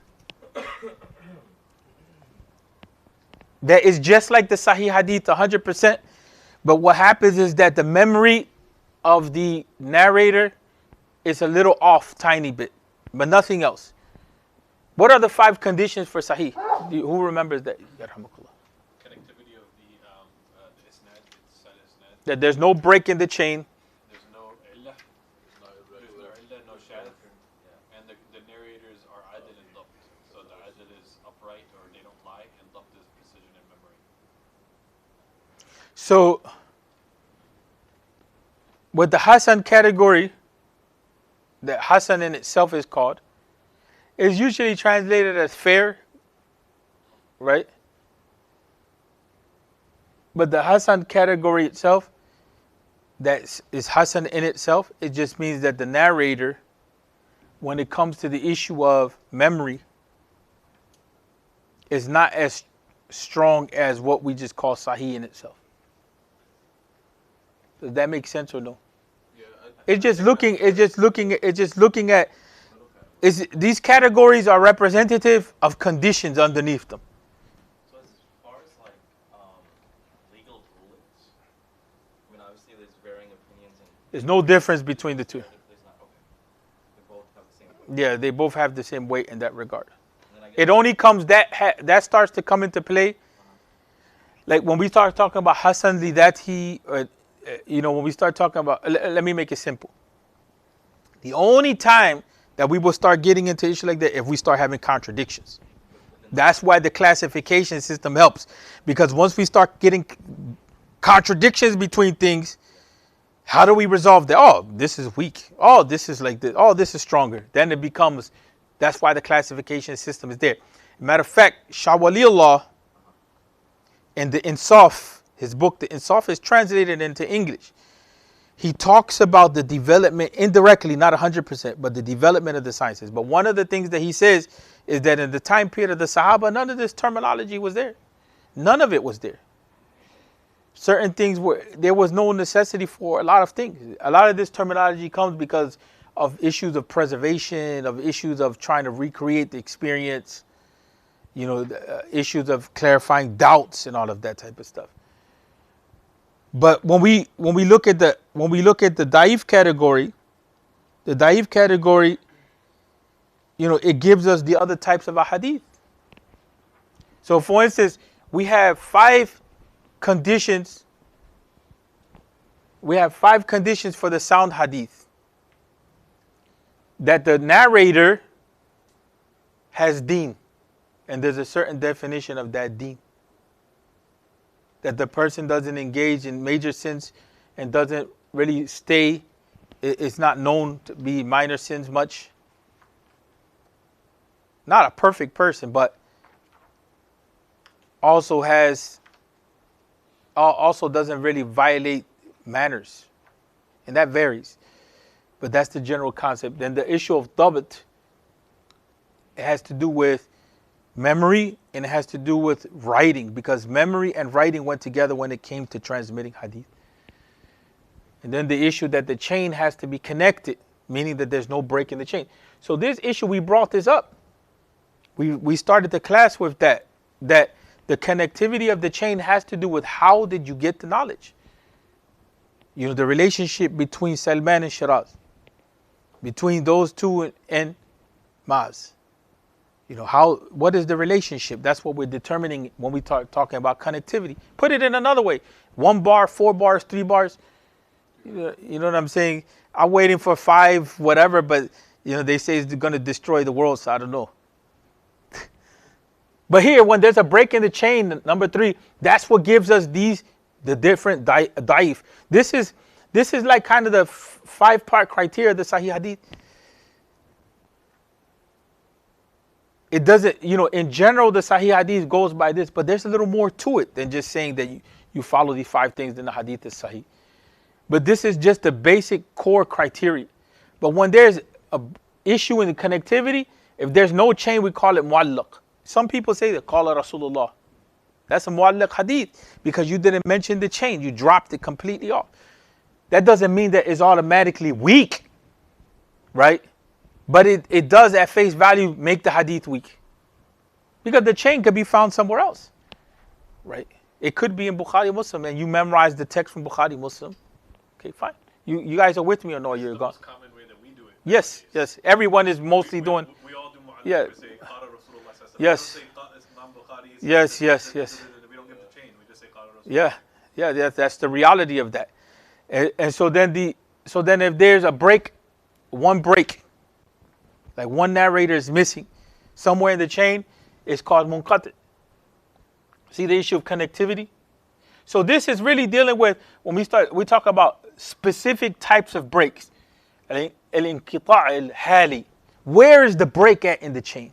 You see how detailed they got? They didn't just say that the chain has to be connected. They also identify where is this break at? Because each person is representing a generation in time.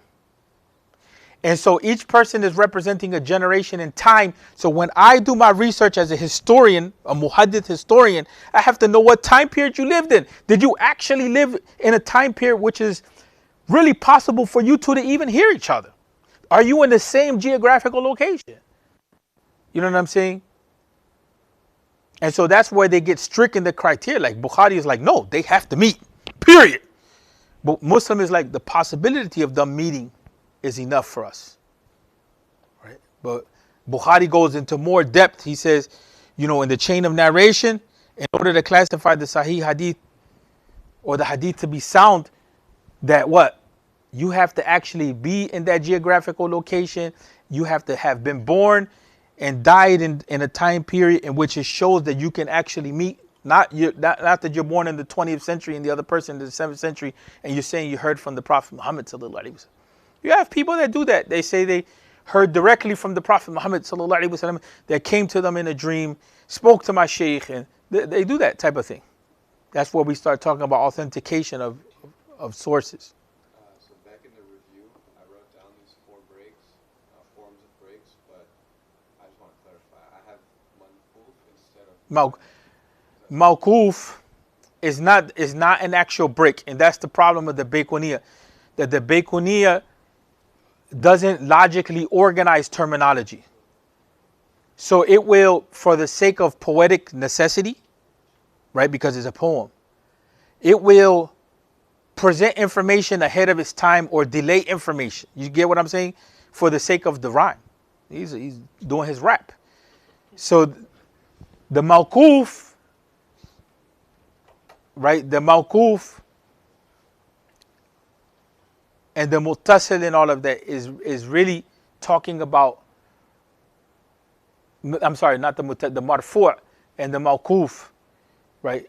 And Munqati' is really talking about who said it, is the source of who said it. It doesn't have to do with the chain. Right? And so that's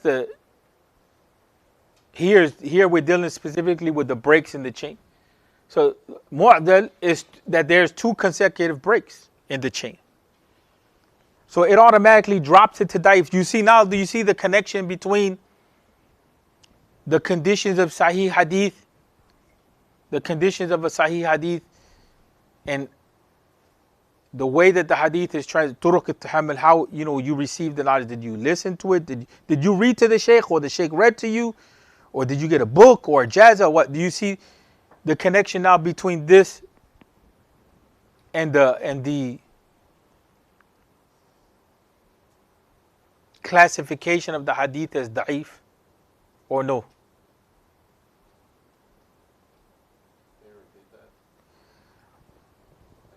We have these 5 conditions. We hit this up a lot. This is talking about the chain, the relationship between one person and another. And we said that there's different ways that the knowledge is transmitted, either reading to the Shaykh, or listening to the Shaykh, or getting an ijaz, or finding a book. All of that is within the realm of connectivity, right? And we said that the most superior forms are either listening to the Shaykh directly or reading to the Shaykh. And we said that connectivity represents how you got the knowledge and your relationship to the person that you claim to have gotten the knowledge from, right? So though you got the 2 connections so far. One is that connectivity in an acceptable way is one of the conditions for Sahih. The other is that those acceptable ways, right, are showing how it is that the knowledge came. You get it or no? The third thing is that if there's a break in connectivity somehow, now that gives us the da'if category. And the da'if category will give us a number of different types of ahadith. Hadith that have 1 break in the chain, 2 breaks in the chain, no chain, like that. You see the relationship, the interconnectivity. Remember we said that the Sahih Hadith is the foundation, that once you deviate from the criteria, although there's more to Sahih Hadith than just that criteria, but for our sakes and purposes right now, this is sufficient. But once you deviate from this criteria, once there's an issue in any of these areas, what will spin off of that is a weak hadith. But breaks in connectivity definitely give you a lot of different types of weak hadith. Like earlier, I was saying that we make hadith, like when we say something, we make it mu'allaq, right? Yes. But technically, is that an improper thing to in its face value, let me say it in I'm not saying you said in its face value, it's mu'allaq. But like you said, you're like, oh, but it's found in Sahih Bukhari, so then therefore it's no longer mu'allaq. No, it's a technically good application of what mu'allaq hadith is. It's just that we said before that you have this process. You're just talking about the chain at this point. You're talking about what's going on with the chain when you say mu'allaq, right? You say mu'allaq, you're basically saying there's no chain here. So then now we get into this realm. Well, is it sound or unsound? Just because I didn't mention the chain doesn't mean that it's automatically what? It's automatically da'if. Is that in the But is science of hadith, or is that in even logically speaking in the science of hadith, if I don't mention the chain but the hadith is in Bukhari, me not mentioning the chain, does it make the hadith weak? my question? Yeah. I mean, you shouldn't though, because the word's already in If I mention a hadith that's in Bukhari, the ideal situation is that I mention everybody who narrated the hadith. That's the ideal situation, right? So that you know, if you knew the chain, it's boring when you don't know the chain. It's just like, why is this dude mentioning, قال فلان حدثنا سمعت? Why are you saying I heard from so and so? I heard from Salman, who talked to Shiraz, who talked to Maz, who talked to Arif. That's like, bro, get to the chase. I just want to hear what the message is, right? So for us, it's kind of boring. But for them, it's not. Why? Because it's verification of the knowledge. It's like, where did you get that from? Did you just make it up? So for instance, if I take a hadith that's in Bukhari and I leave out the chain, but I mention what the Prophet ﷺ said, Bukhari is considered an authentic reference.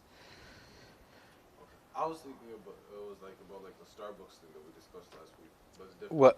No, that was different. That was different. Okay. I don't agree That's with why that was. discussion. So let's put it in an easier way. I confused it because I gave my example. That's why I had to do No, the but it's damage. different. I had to remove the damage that I caused. You didn't So call if it that. someone That's what it was. told Shiraz something, right? Shiraz told Wahaj something, and Wahaj told me. And I say Saman said. Yeah. That's mu'allaq. Right. I said, because I didn't mention that Wahaj said it. I didn't mention that Shiraz said it. I just went straight to Salman. So, but then if I said, yo, Shiraz said that Salman. No, you could say it's mu'allaq, but also that's the issue of mawquf, right? That you're dropping off people and you're taking it back to you're stopping at Salman. Right. No, I'm saying like if Salman is the reference, like if Salman is the reference point, let's say that the Prophet ﷺ said, right? Salman said, and Salman told Shiraz, who told Wahaj, who told me, and I skip those guys and I go straight to Salman. That's mu'allaq. Is that correct? No, if you mu'allaq is that you wipe out the whole chain. You wipe out everybody. The original source is Salman. Like he's the prophet. Yeah. Not that he's the prophet. So I'm skipping everybody. I'm going straight to the Yes. Prophet's statement, right? So like if we pick up a book of hadith, Yeah. we pick up when we say narrator, we're saying the person who wrote the book of hadith, collected the hadith, and that person who wrote the book, they said the Prophet ﷺ said, and Yeah. they skipped the entire isnad. Yeah. It's called mu'allaq. Yeah. Yeah, I wanted to ruin the damage that I caused. I was making a reference point, but I was just saying that because we never mentioned the isnad, that technically is a mu'allaq hadith, right? But it's not really a mu'allaq hadith because it's somewhere in a book. Yeah. You see, so I didn't want to confuse that. That's why I needed to clarify that. This one. No, but we'll blow it. See, what happens here is that the more we get good with the terminology, the more that stuff starts to overlap.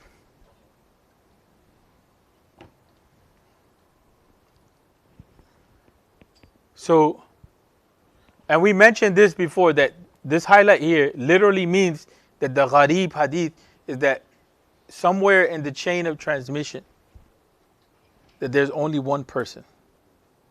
So sometimes when people say ahad hadith, they tried to say it's a hadith which is narrated by one person, but that's wrong.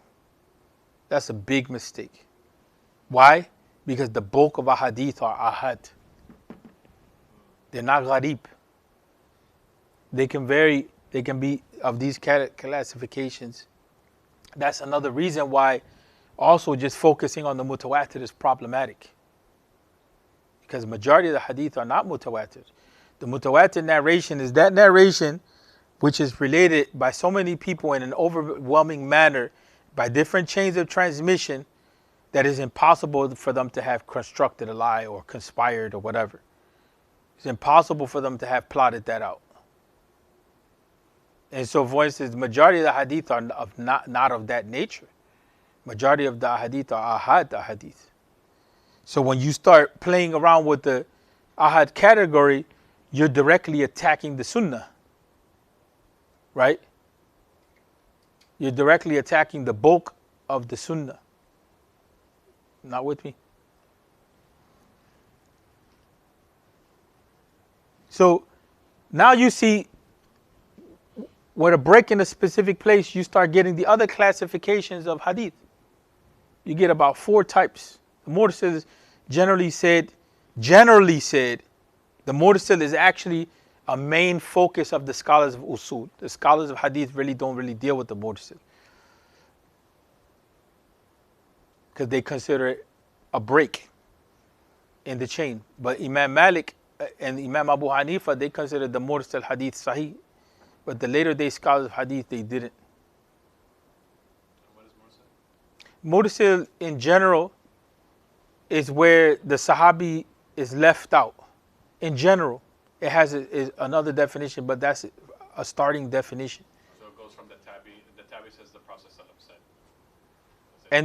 And technically, if the tabi left out the Sahabi, there wouldn't be a problem if we knew that actually. But the fear is that actually there's somebody else that left someone else. Like the tabi may have left out. They heard it from another tabi. Yeah. And so that's where the doubt comes in. So that's one area that creates a weak hadith, a break in the chain. Another area is what we call the subtle break. And the Mursal comes into this category too. Are we going to focus more on like the other categories, like besides connected? Are we going to focus on those more later? We covered this like 3-4 times, but we still have classes to go exactly to the book, more one-on-one. Oh, you mean these classifications? We covered this, the dabt. It means accuracy. It means accuracy in the memory and in the writing. Yeah. Sheikh, were you saying that Mursal could be used for law, like Usul Fiqh? Is that or no? It's a very technical point. The Mursal hadith for the early generation was not a problem. After the time period of Imam Shafi'i, when there was more of a gap in time, they started saying, no, we have to have connectivity, we have to prove it 100%.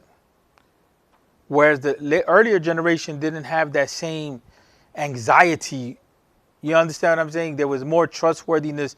There was more, it was closer to the time period of the Prophet ﷺ. And so the Mursal narration was considered, even if the chain was broken. One thing that you'll notice in this book does a good job at this. This book does an excellent job at mostly giving an example of how a lot of what we call the weak hadith was used by the earlier generation. Because they didn't have the same anxiety over lies, fabrication, and then they were closer in time. The Muwatta has a lot of these categories of what will be considered weak hadith, but the tricky point of that is that when the research is done, they end up connected somehow. So that's where a lot of the later scholars, like the muhaddith, like Ahl al-Hadith, where they have critiques of Imam Malik and Imam Abu Hanifa, they're like, oh, they're not using a hadith, but they may have used a hadith that we don't know about, or they have different criteria. Yes, yeah. Because they're closer to the time of the Prophet ﷺ, they're basically tabi'een. Yes, not only that, there's another issue that comes along with that. That's where, remember we said that we talked about the issue of hadith terminology kind of, having some fluidity. There's also methodological issues. And that creates differences of opinion. Is it amongst like the four major schools of thought typically? Sure. You could just leave it at the four major schools of thought, but it's really, this is a discipline issue. Because each school is constructed by all those disciplines. So the scholars of Usul may take a position on the Mursal Hadith that the scholars of Hadith will not accept. The Fuqaha, when it comes to the issue of hidden defects, there's certain things that they may overlook, whereas for the scholars of Hadith they may not. Say, no, hold on a second. This is not at the caliber that we need it to be at. So they'll have a criteria for what constitutes defectiveness. One of the most detrimental things is that, especially in the Hanafi camp, when it comes to the sciences of Hadith, they deviated from their own methods. And they began to use like a Shafi'i approach to try to justify Hadith, and that creates a mess. Because the Hadith collections that they started from, they were an older school. Remember, we talked about how some things were acceptable in the early generation that in the later generation were not. And so they have to account for their own, how they came to their own conclusions by using their proper methodology. They can't use an outside methodology. You see what I'm saying? Because we're talking about how do you support your argument that this is a practice in the deen. That was kind of a messy issue. You began to see that especially after Shah Waliullah, right? You began to see that the Hanafis became Shafi'ized. Mostly everybody became Shafi'ized. The Shafi'is are you know, they're a force to be reckoned with, because the Shafi'is came in. The science of Usul was there, but the Shafi'is started writing in it. So they were the first to write, not the first to do Usul al-Fiqh. So they set the precedence. They have the precedence in that regard. Another thing is that a lot of the major scholars in Hadith later on, because of the fall of Al-Andalus, they're Shafi'i. So a lot of the writing on stuff is Shafi'ized.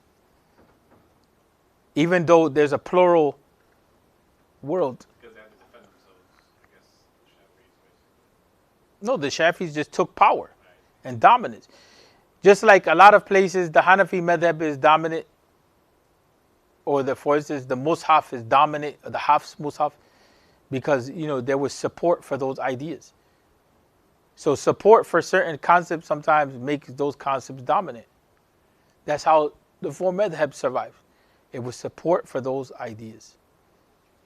So tying back to kind of where we're at, because you said there's a connectivity here, so I'll try to put in my own words that like you said, the foundation of Hadith sciences is understanding of Sahih. Like what are the conditions for Sahih? And for our intensive purposes, although there's depths and differences, our intensive purposes, there are 5 criteria for Sahih Hadith. The first criteria is that the narrator is adala, they're upright in their character. Mainly, they don't lie. Dabt is precision in memory. And then mainly they don't lie, but there's also the issue of public, especially public stuff. Public sinning. Okay. And then connectivity has to do with the chain of narration from the Prophet ﷺ to the collections of hadith for our intensive purposes, essentially, right? Or to where they were collected, like in the. No, because prior to that there was no books. I see. Okay. So all of this of the narrators throughout. Yeah, throughout the books issue separate. The books issue once the books are formulated. Then we all are connected to the books, not connected to the people that were narrated. We're connected to the books, and then those books are connected to the people. You see what I'm saying? Once the books come in, after Imam al-Nisai, especially, that whole issue of you narrate from your shaykh, who narrates from the shaykh. So in a lot of ways, ijazah and all of that is for barakah. Unless it's proven that, you know, the ijazah has you earned it for some reason. But really the ijazahs are going back to the books. So the books are the books now are blocking off this type of knowledge. Like, for instance, Imam al-Tirmidhi Sunnah. his Sunan, sorry. His Sunan deals mostly with Hasan hadith. Bukhari Muslim deals mostly with Sahih hadith. Imam Nasa'i deals with a hadith that seem to contradict each other. Abu Dawud deals with a hadith that mostly deal with haram halal. Ibn Majah collects a lot of different types of hadith, but a lot of hadith that he has are weak. It's just a supporting factor, right? It's a book that supports everything that's already in the other 6 and the other 5 books. The Muwatta of Imam Malik is like the first book that's codified in Sahih, but it's like well-rounded sayings of the companions. You know, you have positions of the tabi'in. You have some concept of ijma'. You have all of that in addition to the hadith that's related to the Prophet Muhammad sallallahu alaihi wasallam. So every hadith book, like the Musnad of Imam Ahmed, is to collect the hadith according to the narrator, according to the Sahaba. So the collections of hadith, they all have their own purposes and intents. How did we finish time already? Yeah, we're essentially done. So I don't know if that helps, or I don't know if that clarified stuff. Huh? I learned a lot today. Only today? And last week. 2 weeks. Only 2 weeks. 60 weeks of nothing for you, bro. What's wrong with you? I've been confused. Before that, I was confused. No, that's why I was telling the brothers, and this is when I mentioned the issue of class style and all that. When you're coming to knowledge that's new, you're always gonna have that.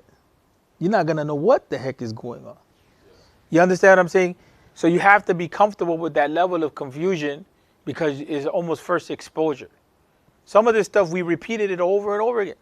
It's been repeated like 4, 5, 6, 7 times. Some of it, in different ways. Sometimes in different ways it's been said more openly, but and literally it's been repeated like about 5, 7 times. So the thing about it is that it's more of an issue of just being comfortable, and also saying I don't know, because once you release yourself of that, say I don't know, I don't understand what the heck is going on there. I think like half of the classes, I don't know. But once you open up to that, then it's just like now you open yourself up to understand. But if you don't, then you seal yourself in that prison of I don't know, and it's like I don't know, I don't know, I don't know, and you just stay there. Yeah, that's been a big breaking point for me. I think personally, maybe for other people as well. I had a question. So it's kind of a little bit of a tangent, I guess, but historically, so how was the model of governance as far as, I guess, from a legislative perspective? The jurists, did they rely on the muhaddith to kind of get their rulings, or they were trained sufficiently? That's where the specialization, and remember in this class we have dealt with the problems of knowledge as well. It's not just the issue of just studying a text or studying a few ideas and that's it, but there's a problem of knowledge. The more specialization came in for efficiency, it's just like a masjid without any map. That you have someone that comes in, they kind of do, you start having loose ends, versus if you have people that are dedicated to that task. That created, for a while, because the Muslim world went into this whole fixation on reason, for a while, it decreased the status of the muhaddith. Because essentially we said that the task of the muhaddith is burdensome, toll, is wearisome, is boring. You're just authenticating. You're just doing research to authenticate.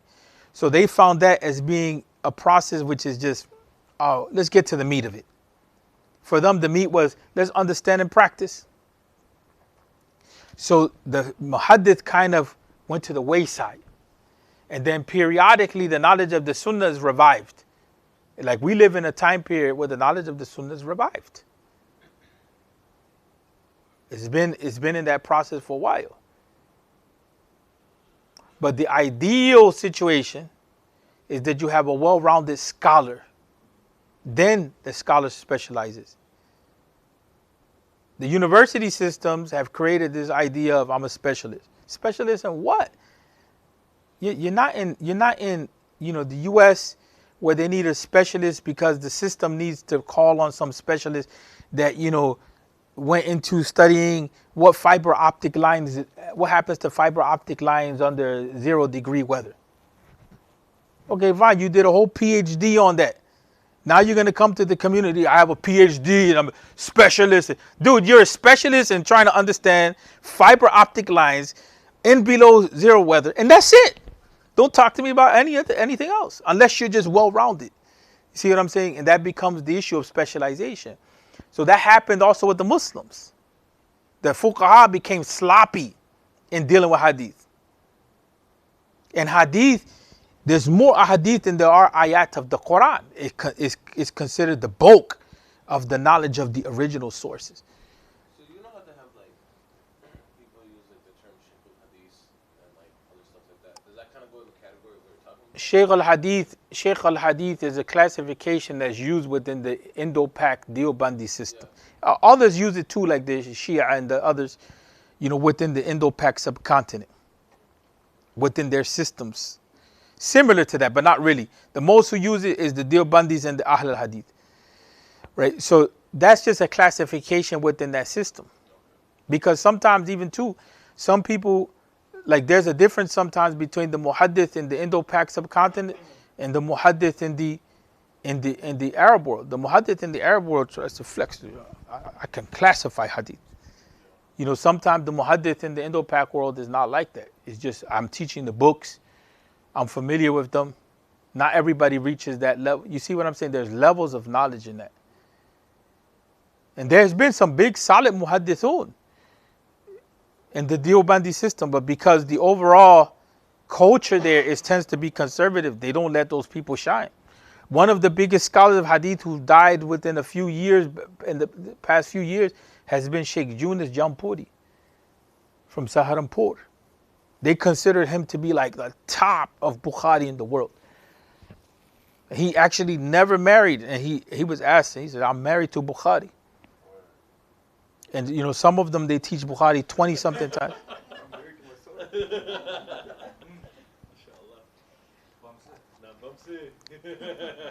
So that's He the... changed the third season. Now with this foundation, the sciences of hadith and some clarification there, do you intend to get into in the future classes as to different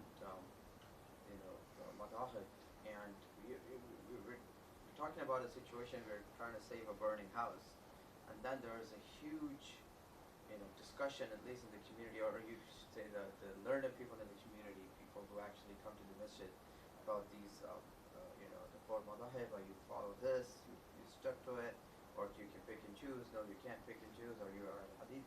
Are you looking to spend some time on that discussion overall, and as to our ground reality is one thing, those discussions, and because I think our youth, the good kids I'm talking about, the ones who are lost or burning, that's different. But even the ones who turn out to be good kids, their focus is totally seems to be in those lines. Are you looking from our perspective? Well, the usul gives you that frame to deal with the madhahib. You just have to add, you have to be able to bring in the sciences of hadith, and you have to be able to understand on a basic, is actually dealing with differences of opinion. If you have a framework, it's not that hard. For a framework. Now, subtleties, yeah, of course. Deep subtleties, yeah. But overall framework is not that hard. This scholar accepts the hadith, that scholar doesn't accept the hadith. This scholar gives precedence to the Quran, that scholar doesn't give precedence to the Quran. This scholar takes this opinion in the language, that scholar takes another opinion in the language. So there's a few criteria or a few things that you can identify that are reasons for why scholars differ. And there's books written in that vein. That's why I was saying, like, because we're studying framework stuff, we're studying background stuff, we have to be careful not to get arrogant, but it's like some things it becomes not a debate. Like for me, the Aqidah stuff is not a debate. And they'll stay there for years, like ping pong. Because they really don't understand the the background information. They're not going to the core of the discussions of how did that stuff develop. You get what I'm saying? So my experience as a student of yours is that the next module is going to be, we're getting into fiqh, like into like the actual fiqh of tahara, salah, stuff like that. So with our discussion with developing the curriculum, there was a reason why we chose that book, because it allows us to initiate that conversation of how the methodology. So I presume that in our next module, inshallah, we will be getting into those type of discussions. The fiqh stuff, I don't know. We had talked about maybe doing the hadith. Remember? I mean, there's both. There's fiqh and there's the hadith. So, replacing the maqasid with that. Yeah, that comes up. You can't really. I was in a masjid in Ohio, and there was a brother that was Deobandi.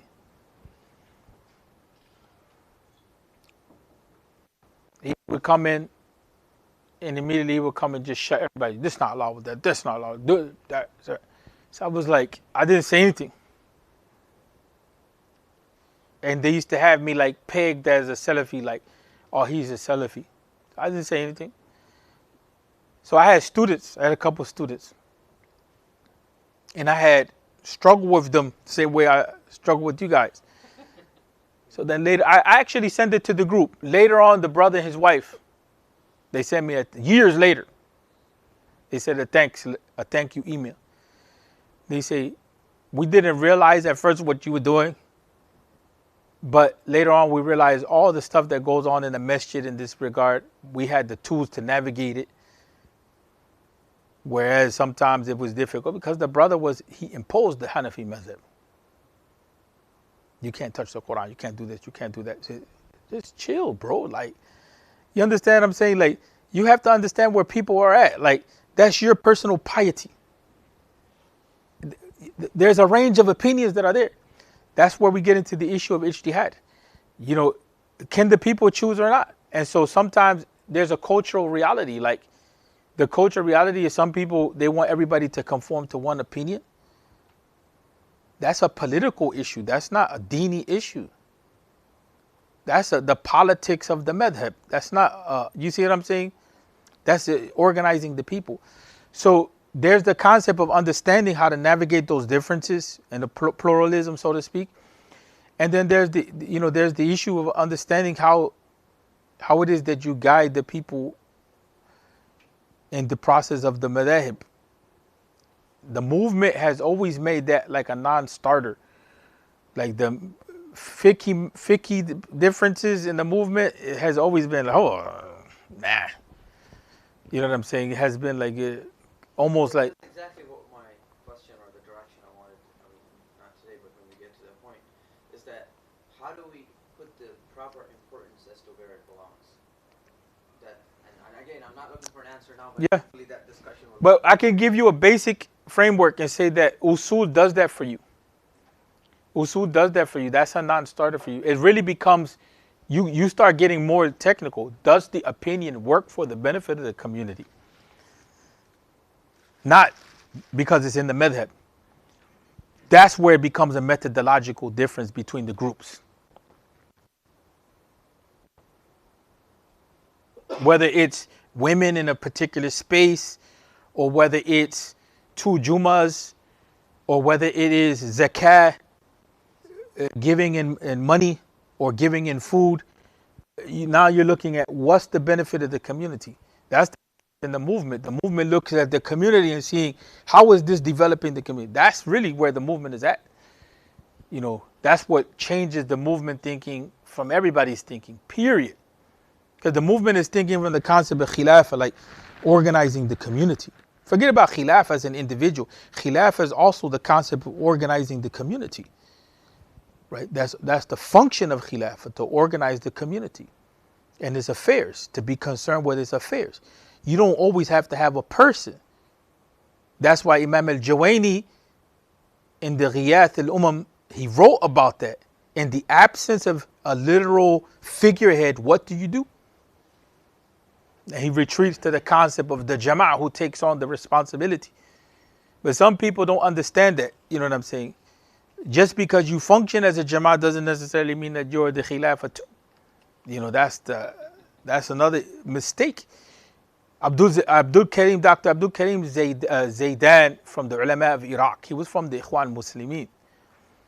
He used to believe if you didn't have bay'ah, that it was the death of the person without the bay'ah to the imam. Sheikh Muhammad went back and forth with him, like, hold on a second. Sheikh, come on, you're Usuli scholar. How did you come to that conclusion? That if you don't have bay'ah to the jama'ah, then, you don't have bay'ah to the imam, and then so he pulled back away from that. And that has been a discussion. Jama'atu min al-Muslimin. Walaysa jama'atu al-Muslimin.